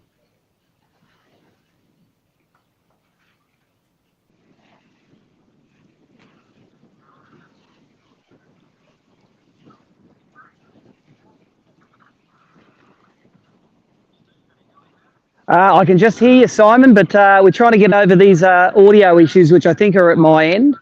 But hey, it's blowing and I'm up Middle Harbour, so I'm pretty happy.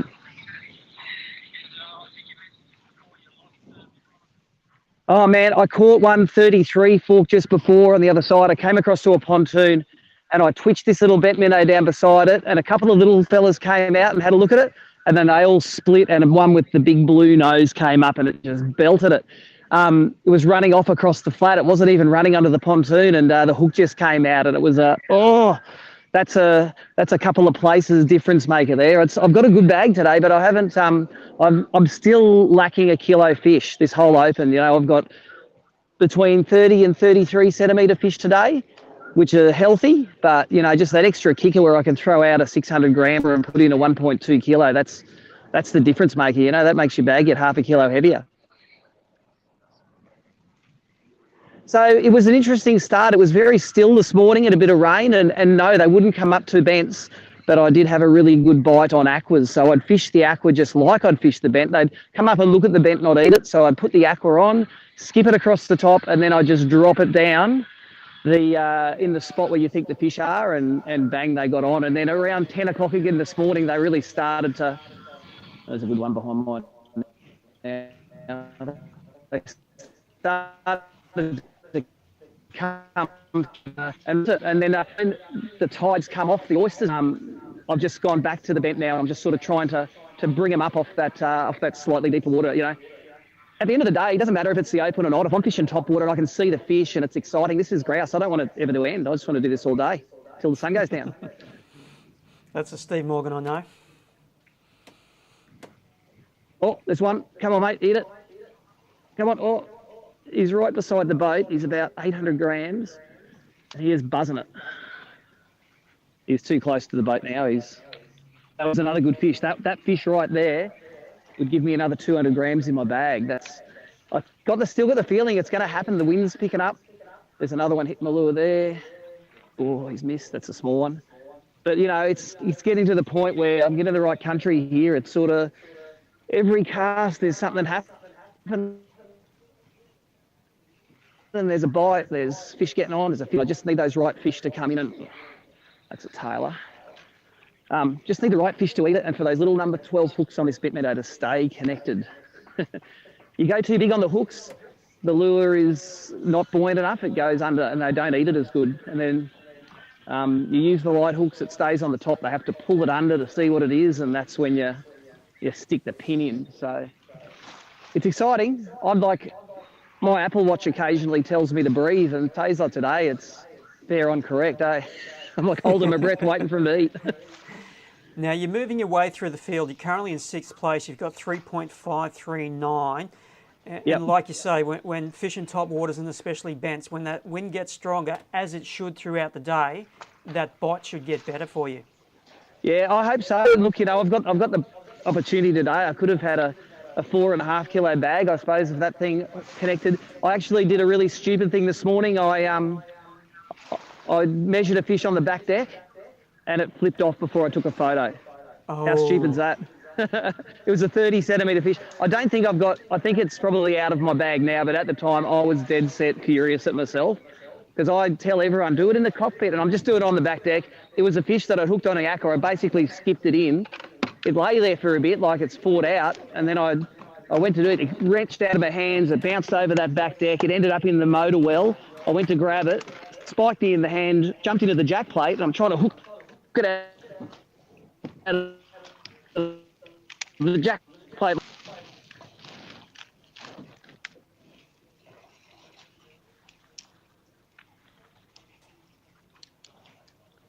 But this is a good bank here. There's bits of broken rock on it.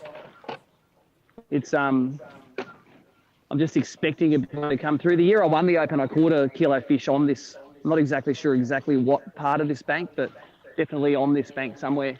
Probably right near Gatesy's boat, which is anchored just up on the corner here.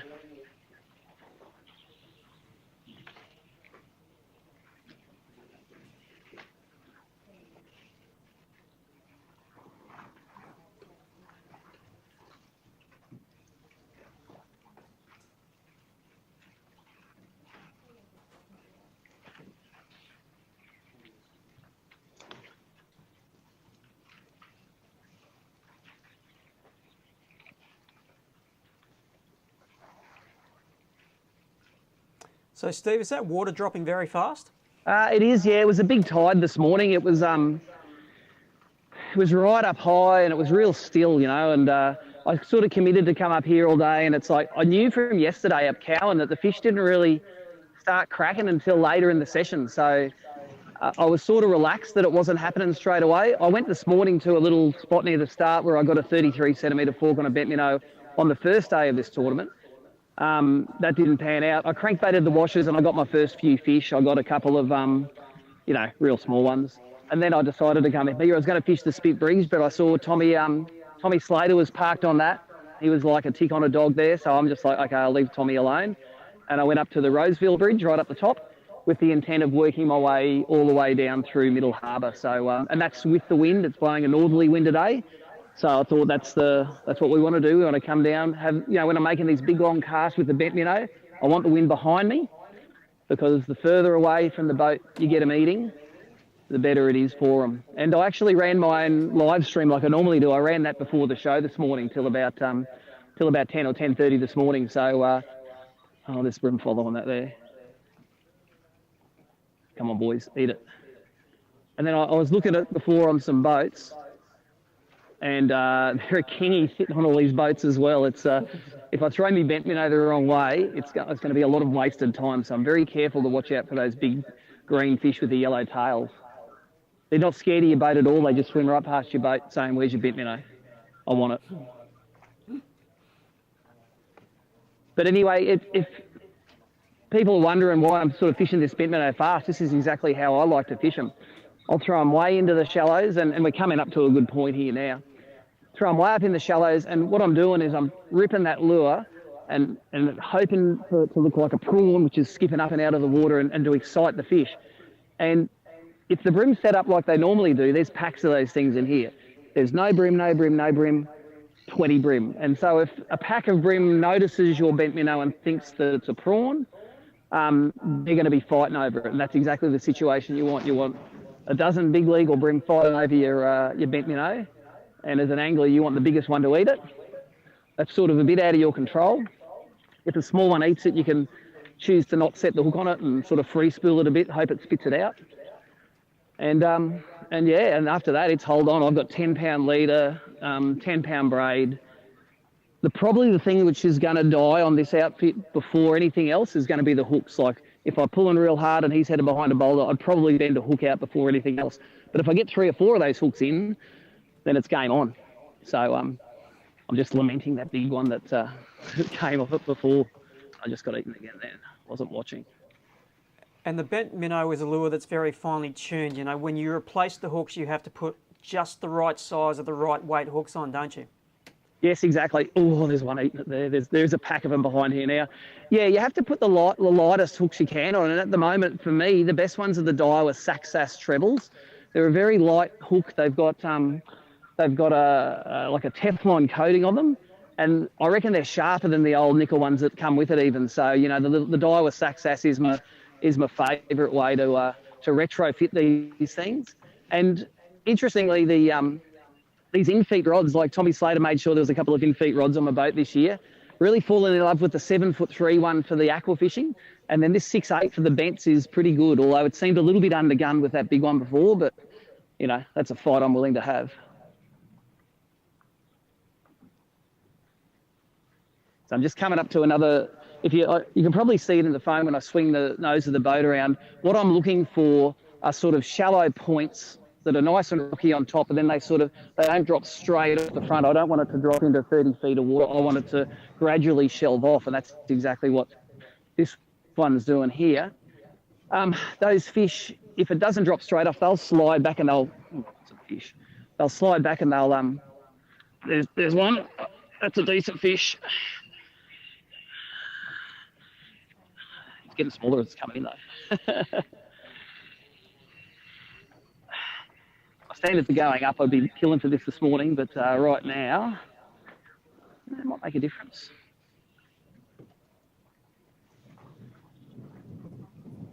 Get out of there. Might net him, he's only got one hook in him.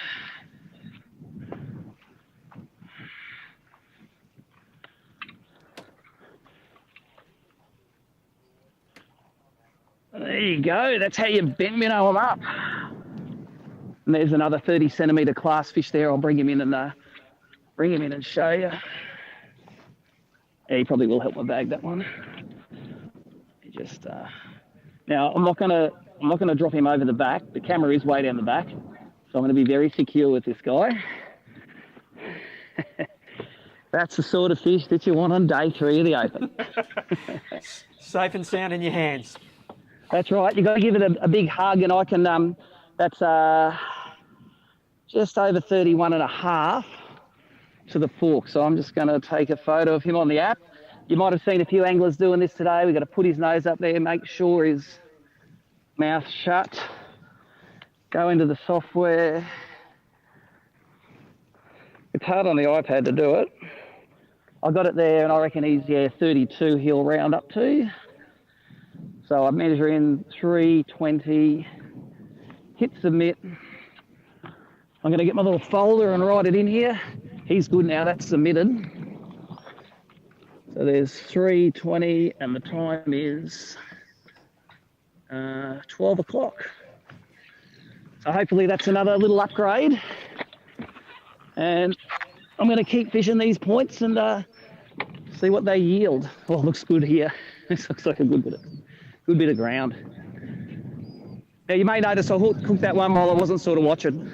It's accidental. Just let it sit out there. Once you rip that bent minnow, just let it pause.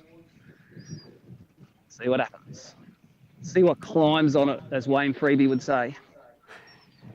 Now we have a split screen running, Steve on the left and Tom on the right. Tom, can you hear me? Yep. Earth to Tom. Yeah. Yeah, I got you, Simon. How are you, mate? You got me? Not Yep. too bad. How did that jetty go? Did you get any more out of it? No, I missed a couple. I'm just probably about to move, actually. And start shooting back into the Parramatta.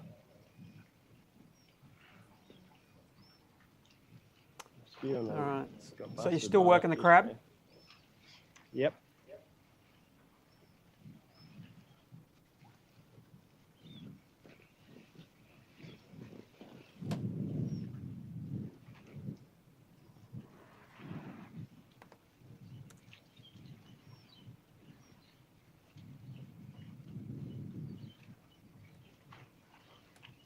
Just better fix those.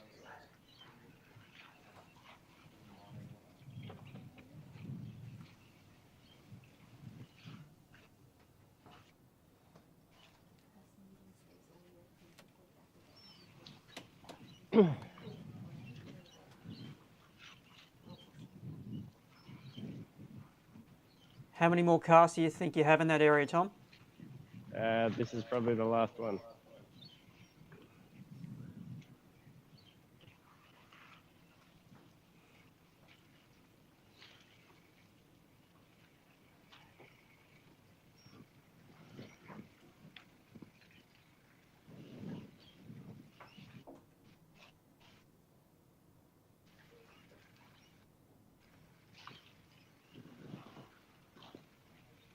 Going to be us in this spot.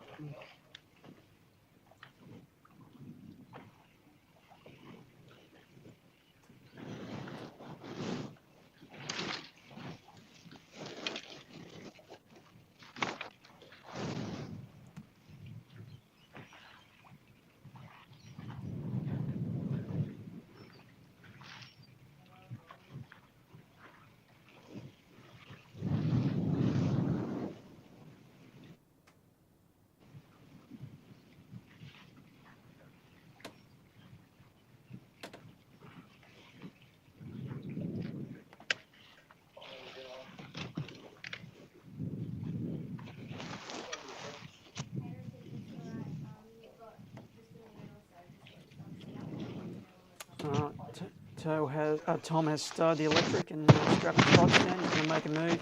He mentioned that he was going to be heading up the Parramatta, so he'll have a bit of a run. All right, we'll leave both our anglers there, and we're going to get some new blood on the line very soon. Looking at the scoreboard, we have Jamie McEwen still out in front with his full 15 out of 15 limit. Michael Kolaturis, he has moved through on day 3, sitting in second place.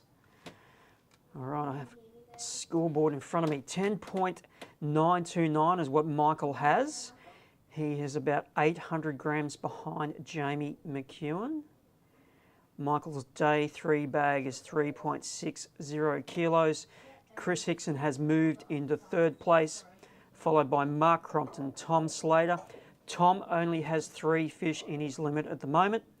Daniel Bonacorso behind in 6th, Steve Morgan 7th, Luke Rogan 8th, Wally Fay in 9th, and Peter Phelps is rounding out the top 10.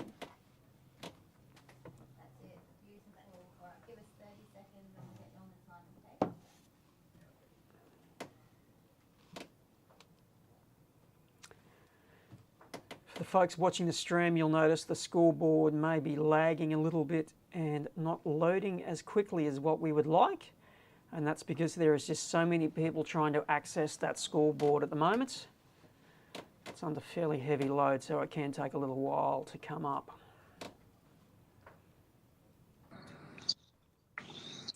We have Michael Kolaturis with us now. Michael, can you hear me?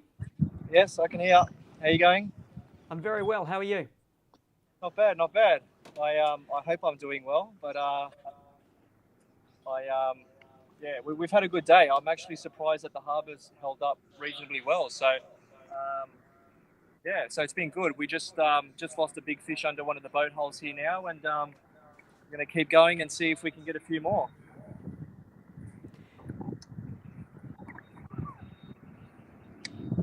Do you know where you're currently placed? No, I don't. No.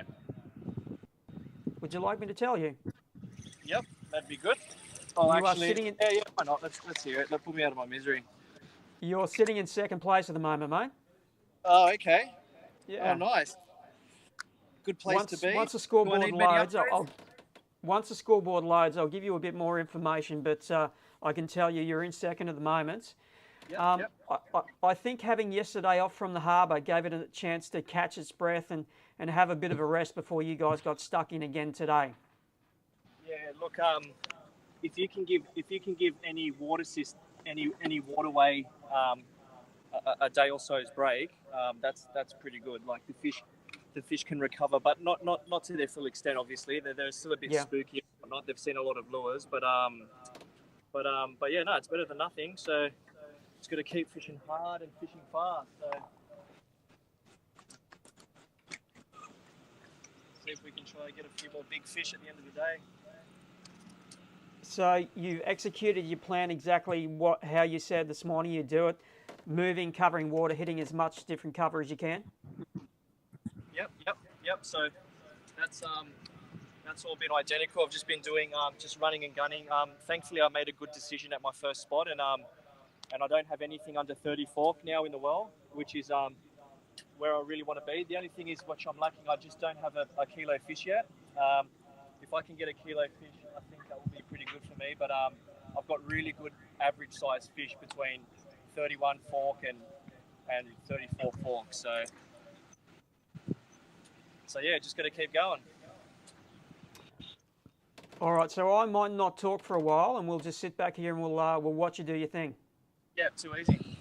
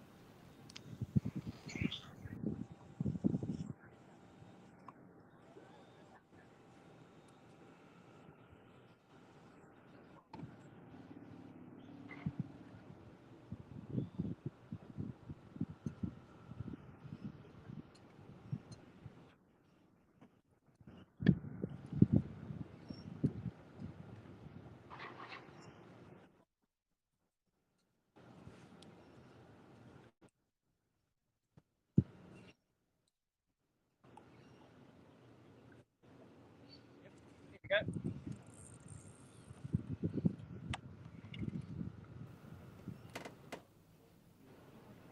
All right, Michael's hooked up.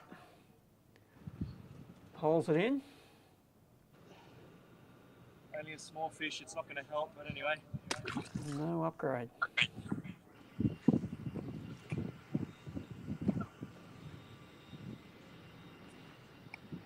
Okay, Michael, as I said, you were sitting in second place today. You've got 5 fish for 3.6. Yep. You have a total of 10.929. Yep. Jamie is out in front with 11.779, so he's got about 800 grams on you. Oh, okay. I was kind of expecting that, to be honest, but yeah, no, it's all good. We just need a couple of big fish, and hopefully we can turn it around a bit more. So, but that's the end of those boats. So we are going to run and gun now. How far are you going to travel? Sorry. How far are you going to travel? I might stick my head in the Langcove River, so probably about 5 minutes. Okay. We might hang with you for the ride if you don't mind. Oh, why not? You should bring a cup of tea and a couple of biscuits. That'd be great. Thanks.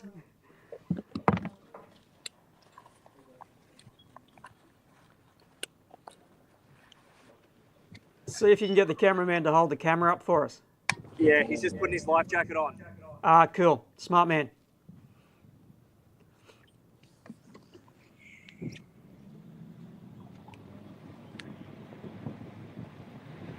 Let's go for a ride.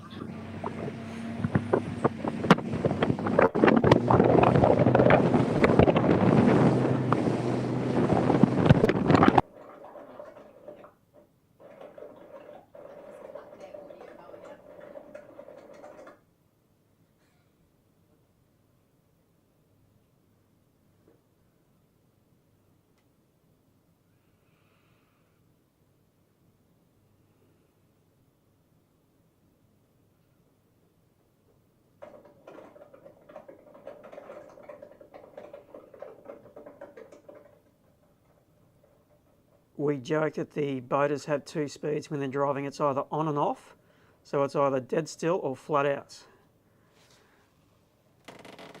And Michael said he was going to run up to the Lane Cove.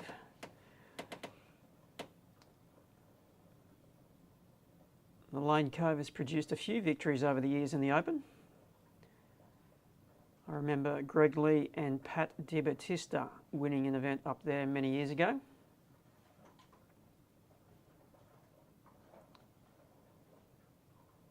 Fishing boat holes. Charged through from 10th through to 1st on that last day.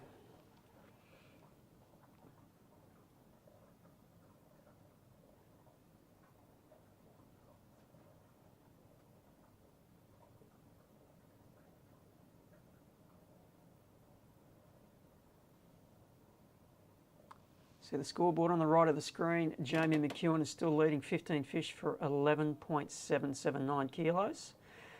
In second place, Michael Kolaturis, the angler that we are with at the moment. He has 15 fish for 10.928.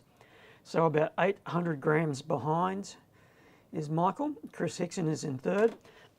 Excuse me. Is in third with 10.271, and Dennis Metzdorf. Wow, Dennis has really moved up. He is sitting in 4th place. He has 4.562 for his day 3 bag. So, wow, Dennis is bringing the hammer on day 3.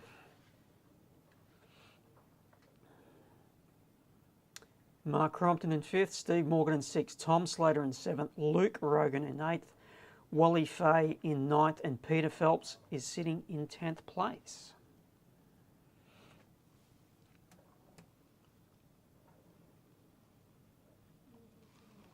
Now the time is 12:15. The anglers have until 2 p.m. this afternoon to log their fish into the system.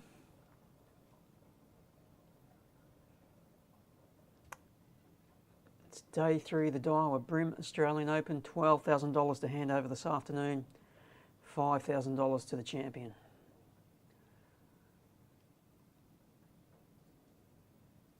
I think Michael is just about to get off pad.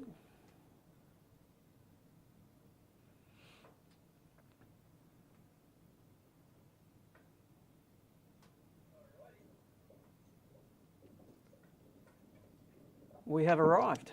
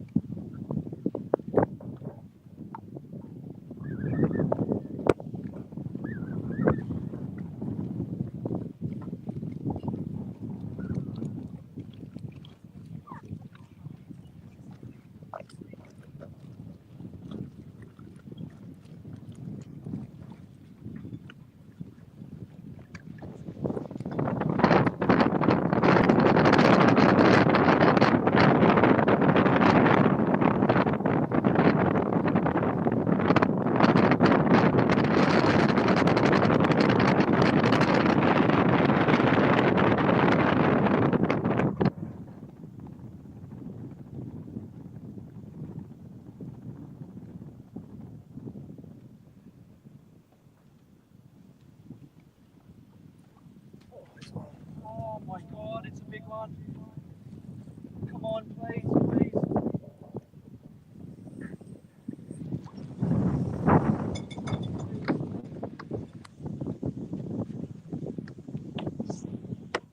Oh my God, it's a giant.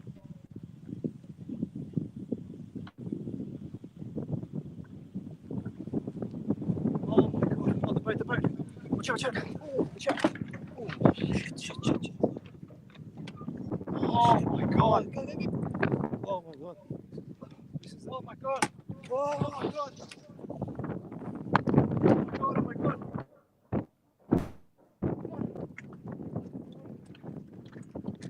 Oh my.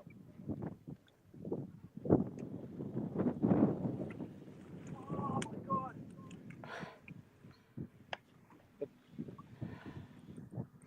Big fish.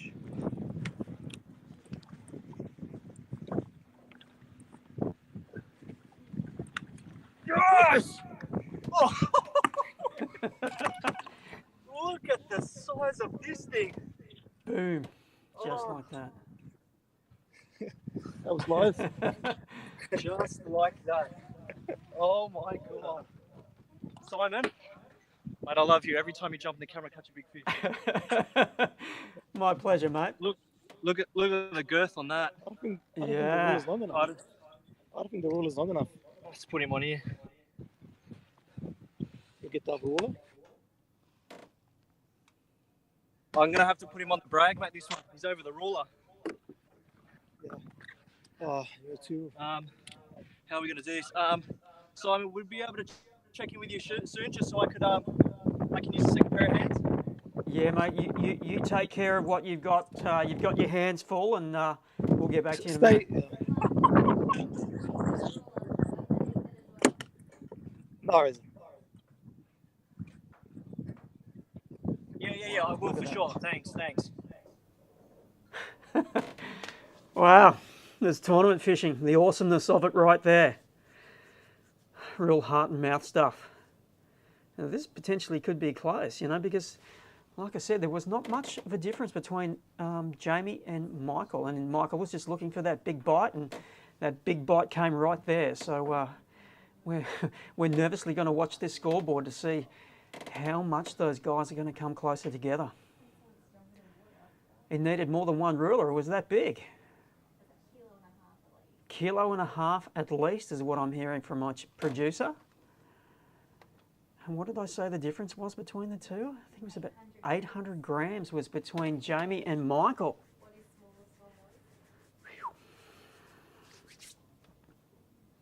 Just need the scoreboard to load so I can crunch the numbers a bit more. Yeah.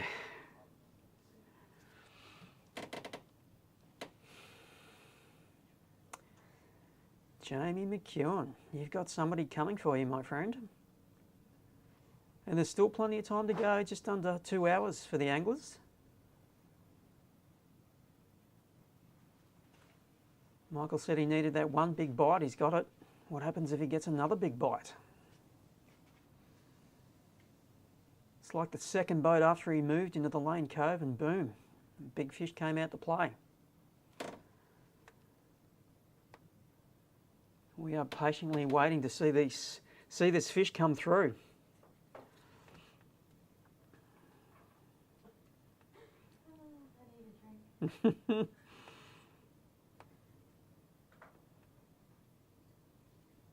And he told me he loves me. It's because I bring him good luck by the look of it.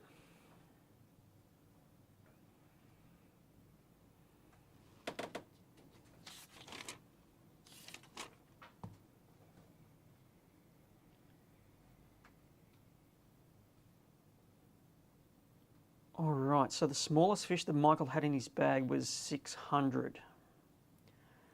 So that's what he's going to boot out. So he's got a 600, two 67s, a 77 and an 89. So potentially a 900 gram upgrade, and I think there was about 800 grams between Michael and Jamie.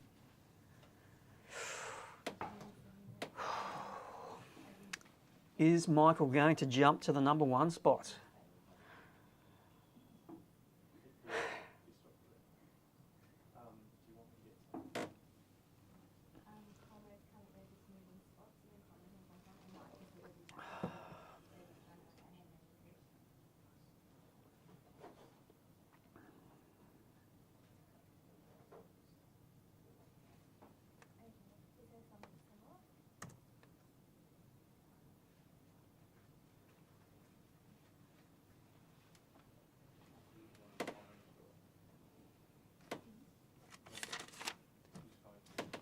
That is potentially a $5,000 bream.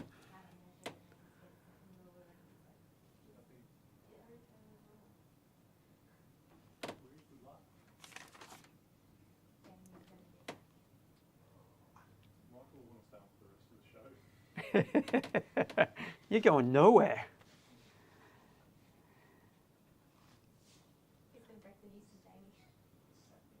We'll let the app do that.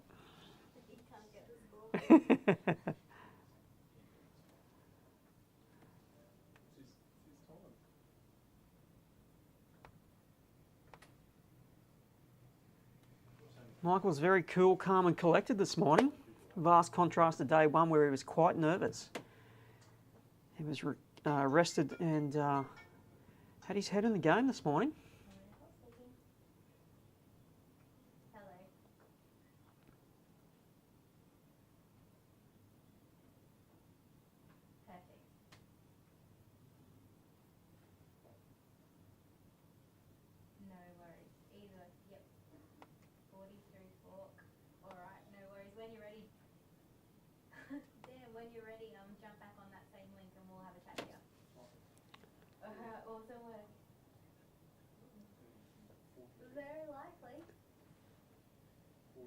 Oh, so we just had the information come through that Michael's fish, still yet to be confirmed, is 42 centimetres to the fork. That is a tournament-winning fish right there. His PB, biggest bream ever, and what a day to do it. Day 3 of the Daiwa BREAM Australian Open. $5,000 he will take away if he wins this event.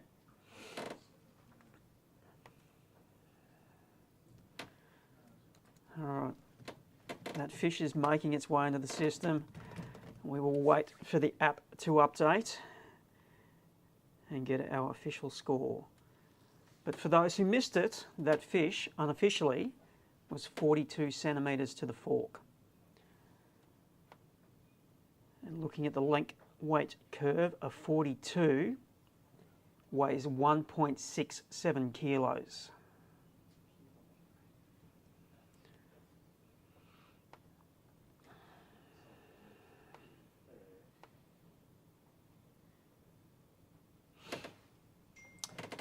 That is certainly something to get your heart racing. I could, mine's beating faster here. I just hate to think how Michael's feeling at the moment.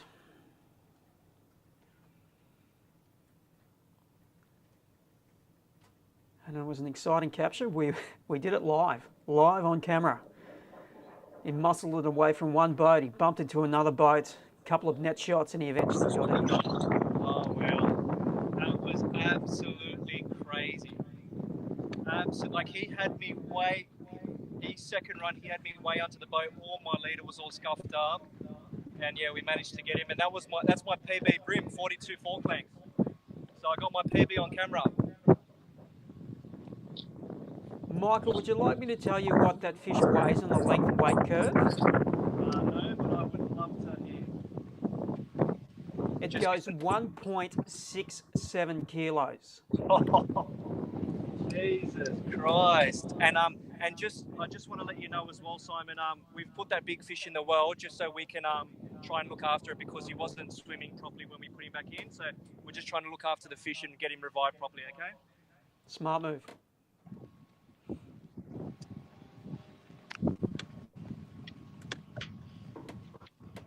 Now, Michael, I'm still waiting for the scoreboard to update. So once it does that, I will let you know how you're going. Yeah, awesome. Thanks, Steve. Simon. Oh my God, that's like the 4th time I've called you Steve. I'm not used to hearing you, Simon. You've been out of action on the as the weighmaster on the mic for a while. So sorry, Simon. So I'm like your lucky rabbit's foot. Oh, Simon, mate. If I see you this afternoon or next, I'm going to give you a massive hug, mate. All right, I'll be waiting.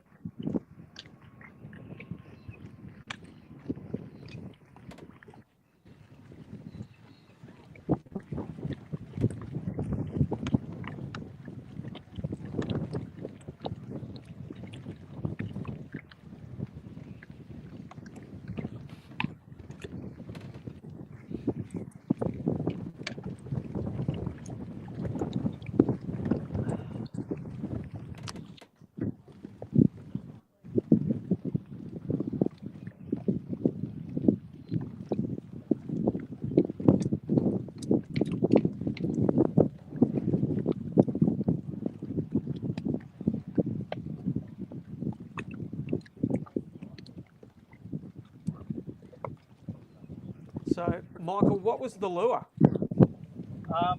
So the lure. Give us a look at it.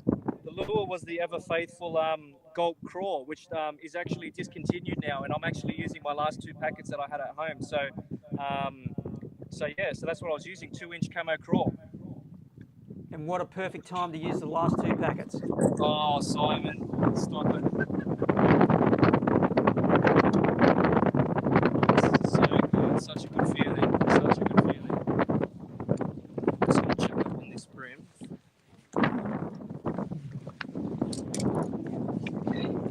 Just let it revive for a couple of minutes.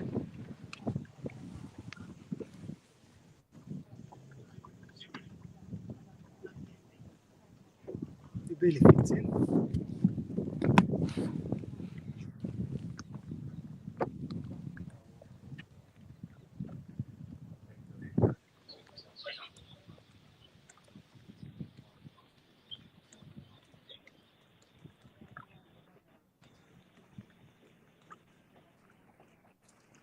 Oh. Jumped in.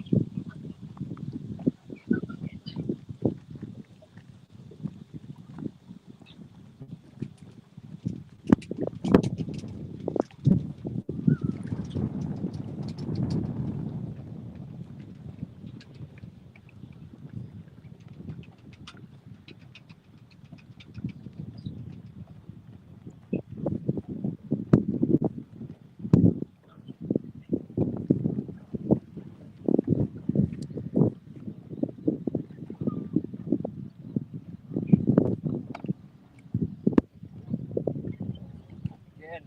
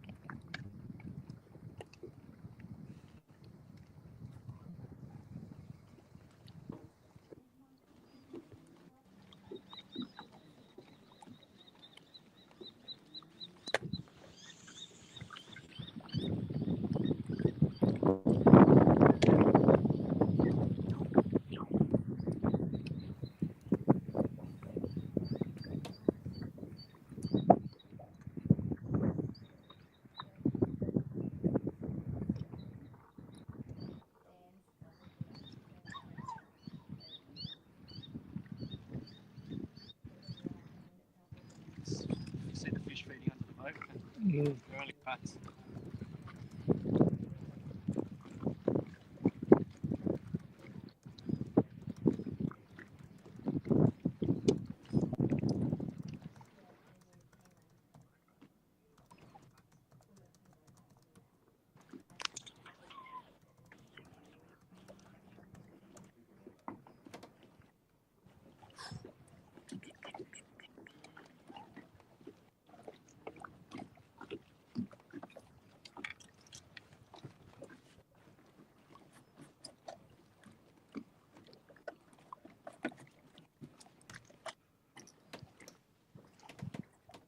Okay, for the folks who've just joined us, you've just missed the action of Michael Kolaturis potentially grabbing the lead in the Daiwa BREAM Australian Open.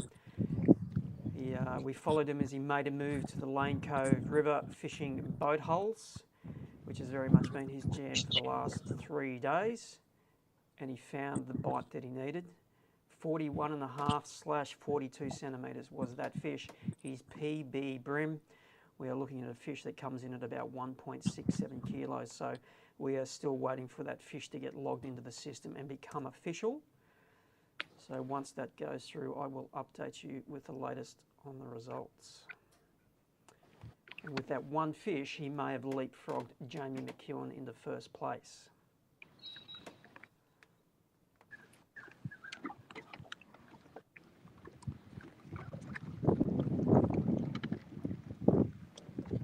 What did I have before?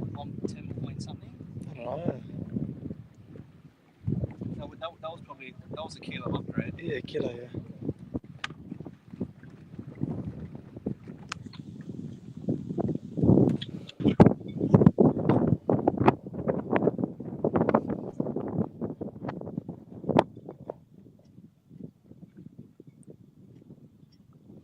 Michael moves around so much on that front deck, he's almost going to wear the carpet out, I reckon.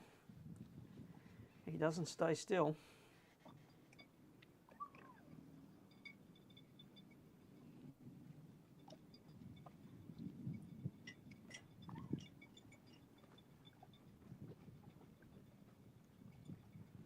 He's working his way through the boats in this bay. He's getting close to the tail end of them, I think.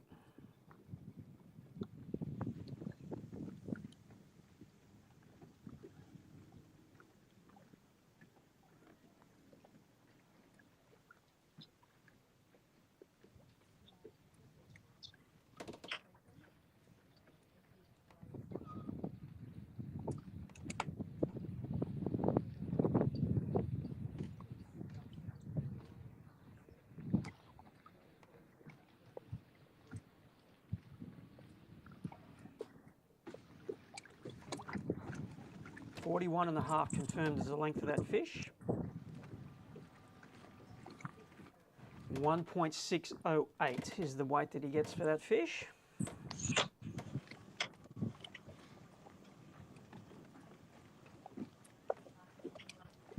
So he had a 1 kilo upgrade, he had a 600 that he booted out, which was the smallest fish in his limits, to replace the 60 with a 1.6. 1.6 for him, Michael. 1.6.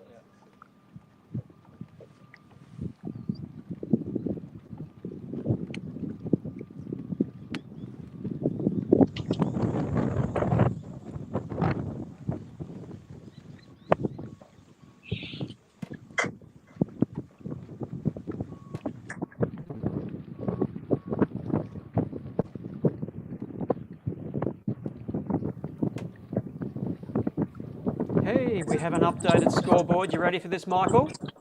Yep, let's hear it. You have 15 fish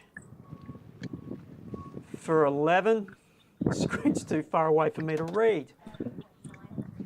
11.936, and that moves you into first place. Yes.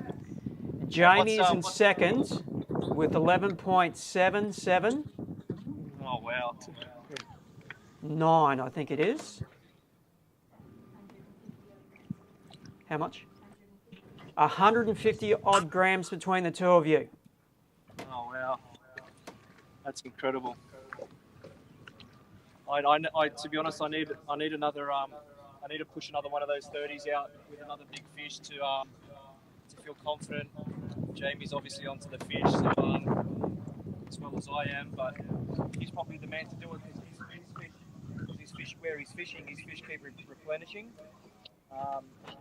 Here I'm not that lucky. I'm just picking fish here and there, but they're just kind of bag fillers. So I obviously got lucky with him. If I can try and get a 33 or a 34, that'll give me another probably 200 gram upgrade. So that's what I really need at the moment. Just one more decent fish, and then fingers crossed.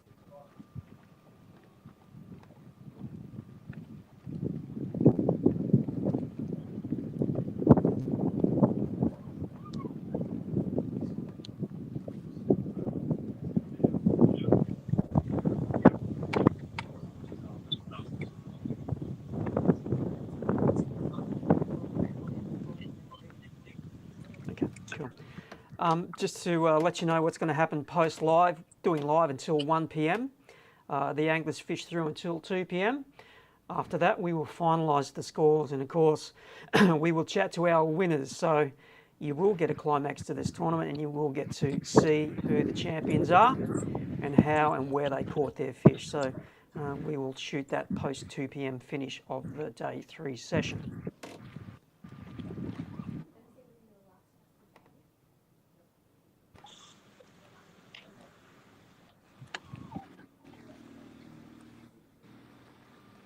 So we're just chatting amongst ourselves who we are going to talk to for the last cross for the afternoon, and we are thinking about crossing to Jamie McEwen and just having a bit of a chat to him. We haven't spoken to Jamie since early this morning. He gave us a bit of a rundown on how his day had played out so far, and it didn't start how his day 1 had started, namely red hot. It had been a little bit more challenging for him on day 3. He was about to move, go hit some other spots, and then return to sow and pigs later in the session. So we might cross to Jamie soon. We're not too sure whether Jamie's been able to access the scoreboard, so he may be clueless as to what has just transpired on the water with Michael up the Lane Cove. The time is 12:39. We have 20 more minutes left of live this afternoon.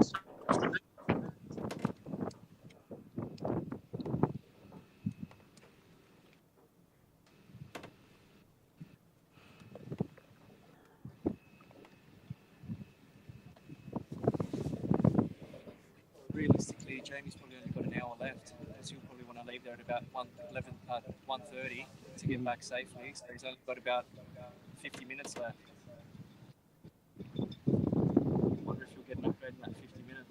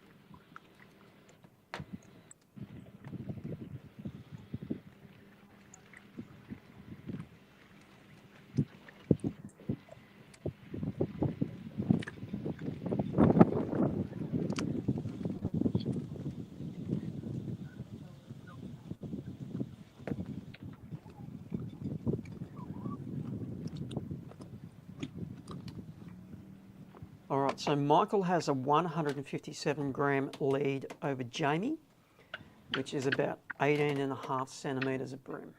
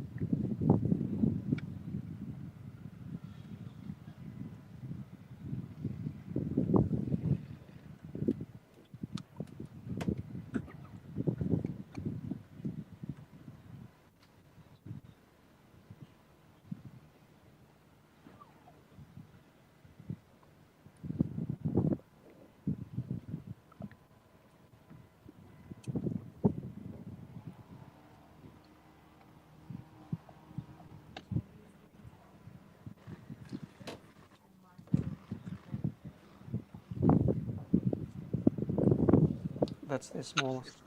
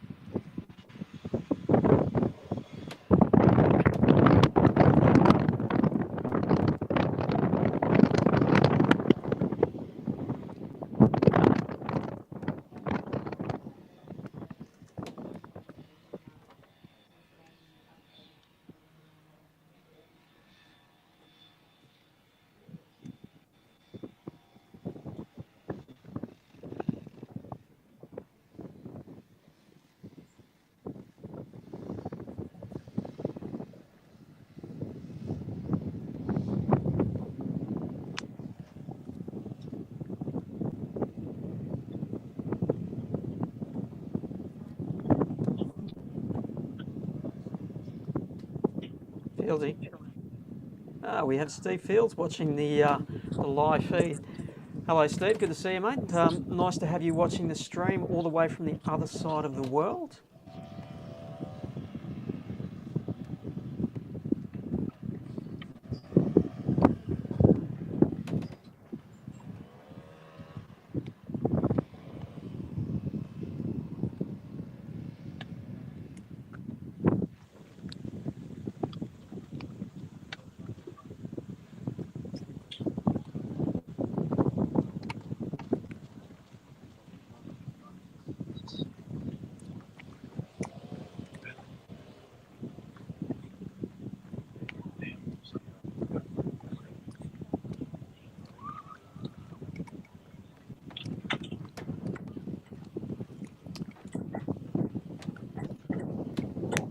All right, so as we can see, this is going to come down to the wire, and I suppose what we need to consider now is upgrades for both of the anglers. And to upgrade, you need to know what the smallest fish is they have in their limit.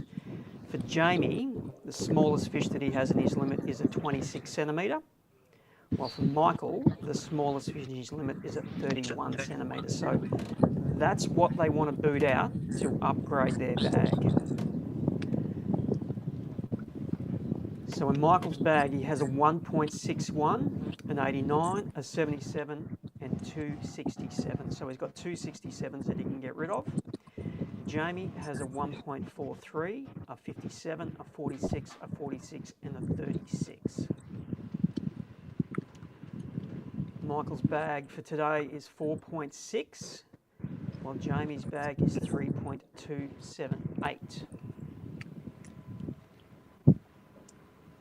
Chris Hickson has moved into third place. He has 10.271 kilos. His limit today is 3.016.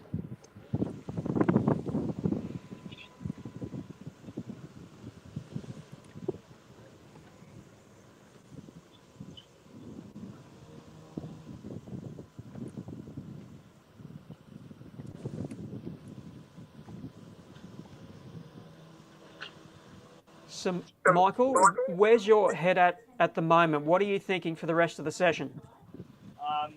All I want to do is just get rid of that 31 fork. Like if I can get rid of him and put a 32 fork, like an extra centimetre upgrade, centimetre and a half upgrade, it all counts. So I'm really just trying to get I'm after big fish, but I'm happy with every centimetre I can get at the moment. So every bit I can put on Jamie, I'll be very happy with. So I think I'll be in here for the rest of the day, just trying to target some more big fish and like just push out that 31. But any day you've got a 31 fork in the well and you're trying to upgrade that, you know you're having a good day. So I'm happy with that.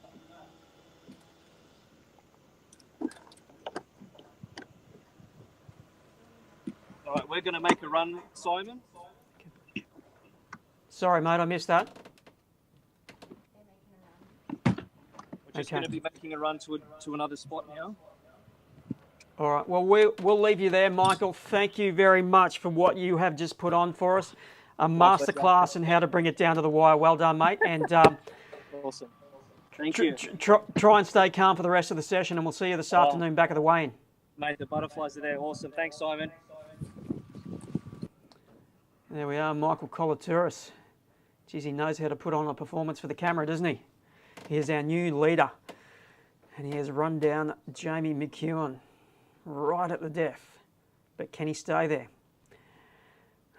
I think we're going to cross to Jamie McEwen very soon. We're trying to get him on the line. You can see the scores on the screen there. We have Michael out in front with 11.936 kilos. Jamie McEwen in second with 11.779. 157 grams between the two anglers, or 18.5 centimetres of bream. It's going to be close. To upgrade, which is what both of those anglers are trying to do, the smallest fish that Jamie has in his limit is a 26 centimetre, 360 gram fish, while for Michael it's the one that he just spoke about, that 31 that he wants to get gone out of his limit. It is 10 to 1. We have 10 more minutes to go for the live. Once we wrap up here, we'll jump in the car and we will head on down to Drummoyne for the last of the session. The anglers will fish through until 2 p.m.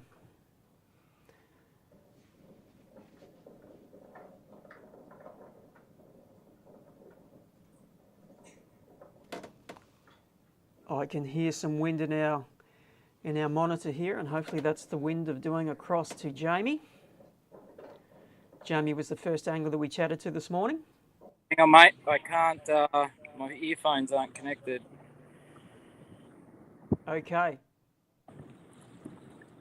Can you hear me at all? Yeah. How's your afternoon been? Mate, it's quiet. Hey, I just had 2 bites and dropped both of them. I'm well aware of what's going on. Have you seen the scoreboard then? Yes. So I've just got to keep casting, mate. So, That's my plan. where's your head at the moment? Mate, I'm pretty good, really. It's just got to, if it's going to happen, it'll happen. If not, I'm, going to come a place, I guess, not first. So I'll just keep casting and try and connect to something. I've got a small fish in there that will be easy to upgrade if I can stay connected to something. And by our calculations, the smallest fish in your limit is a 26? Yes, that's correct.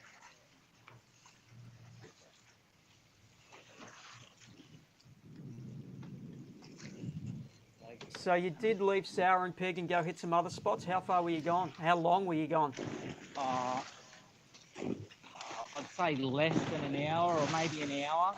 I've come back and I've got a few bites. I dropped a reasonable fish that I probably could have done with in the well on a boat hull. And then come back here and pretty much first cast over to this other side and dropped him. So it's those few fish this morning are definitely dispersing right now. And will you stay here until the death? Yeah, mate. Yeah, that's it for me.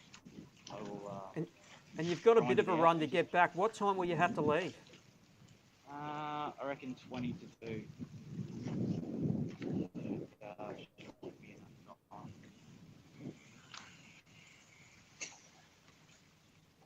All right, well, I might stop talking and we might just watch you for a while, hey? Yeah, no worries, mate.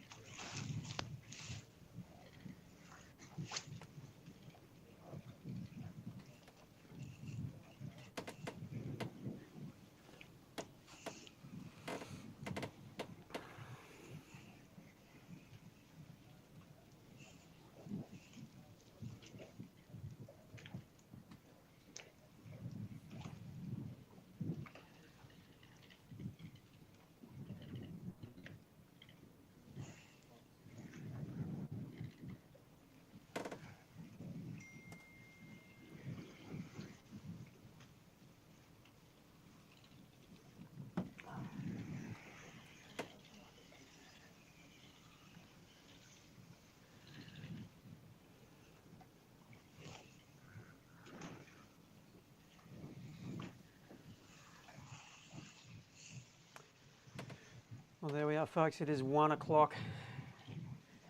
We started the day with Jamie McEwen at Sour and Pigs, and we are going to finish our live with Jamie once again. Jamie was our leader as we headed into day 3 of the Daiwa BREAM Australian Open. And looking at the scoreboard, it's not a fait accompli that he is still going to be in the number 1 position at the end of this tournament. He is defending champion, of course.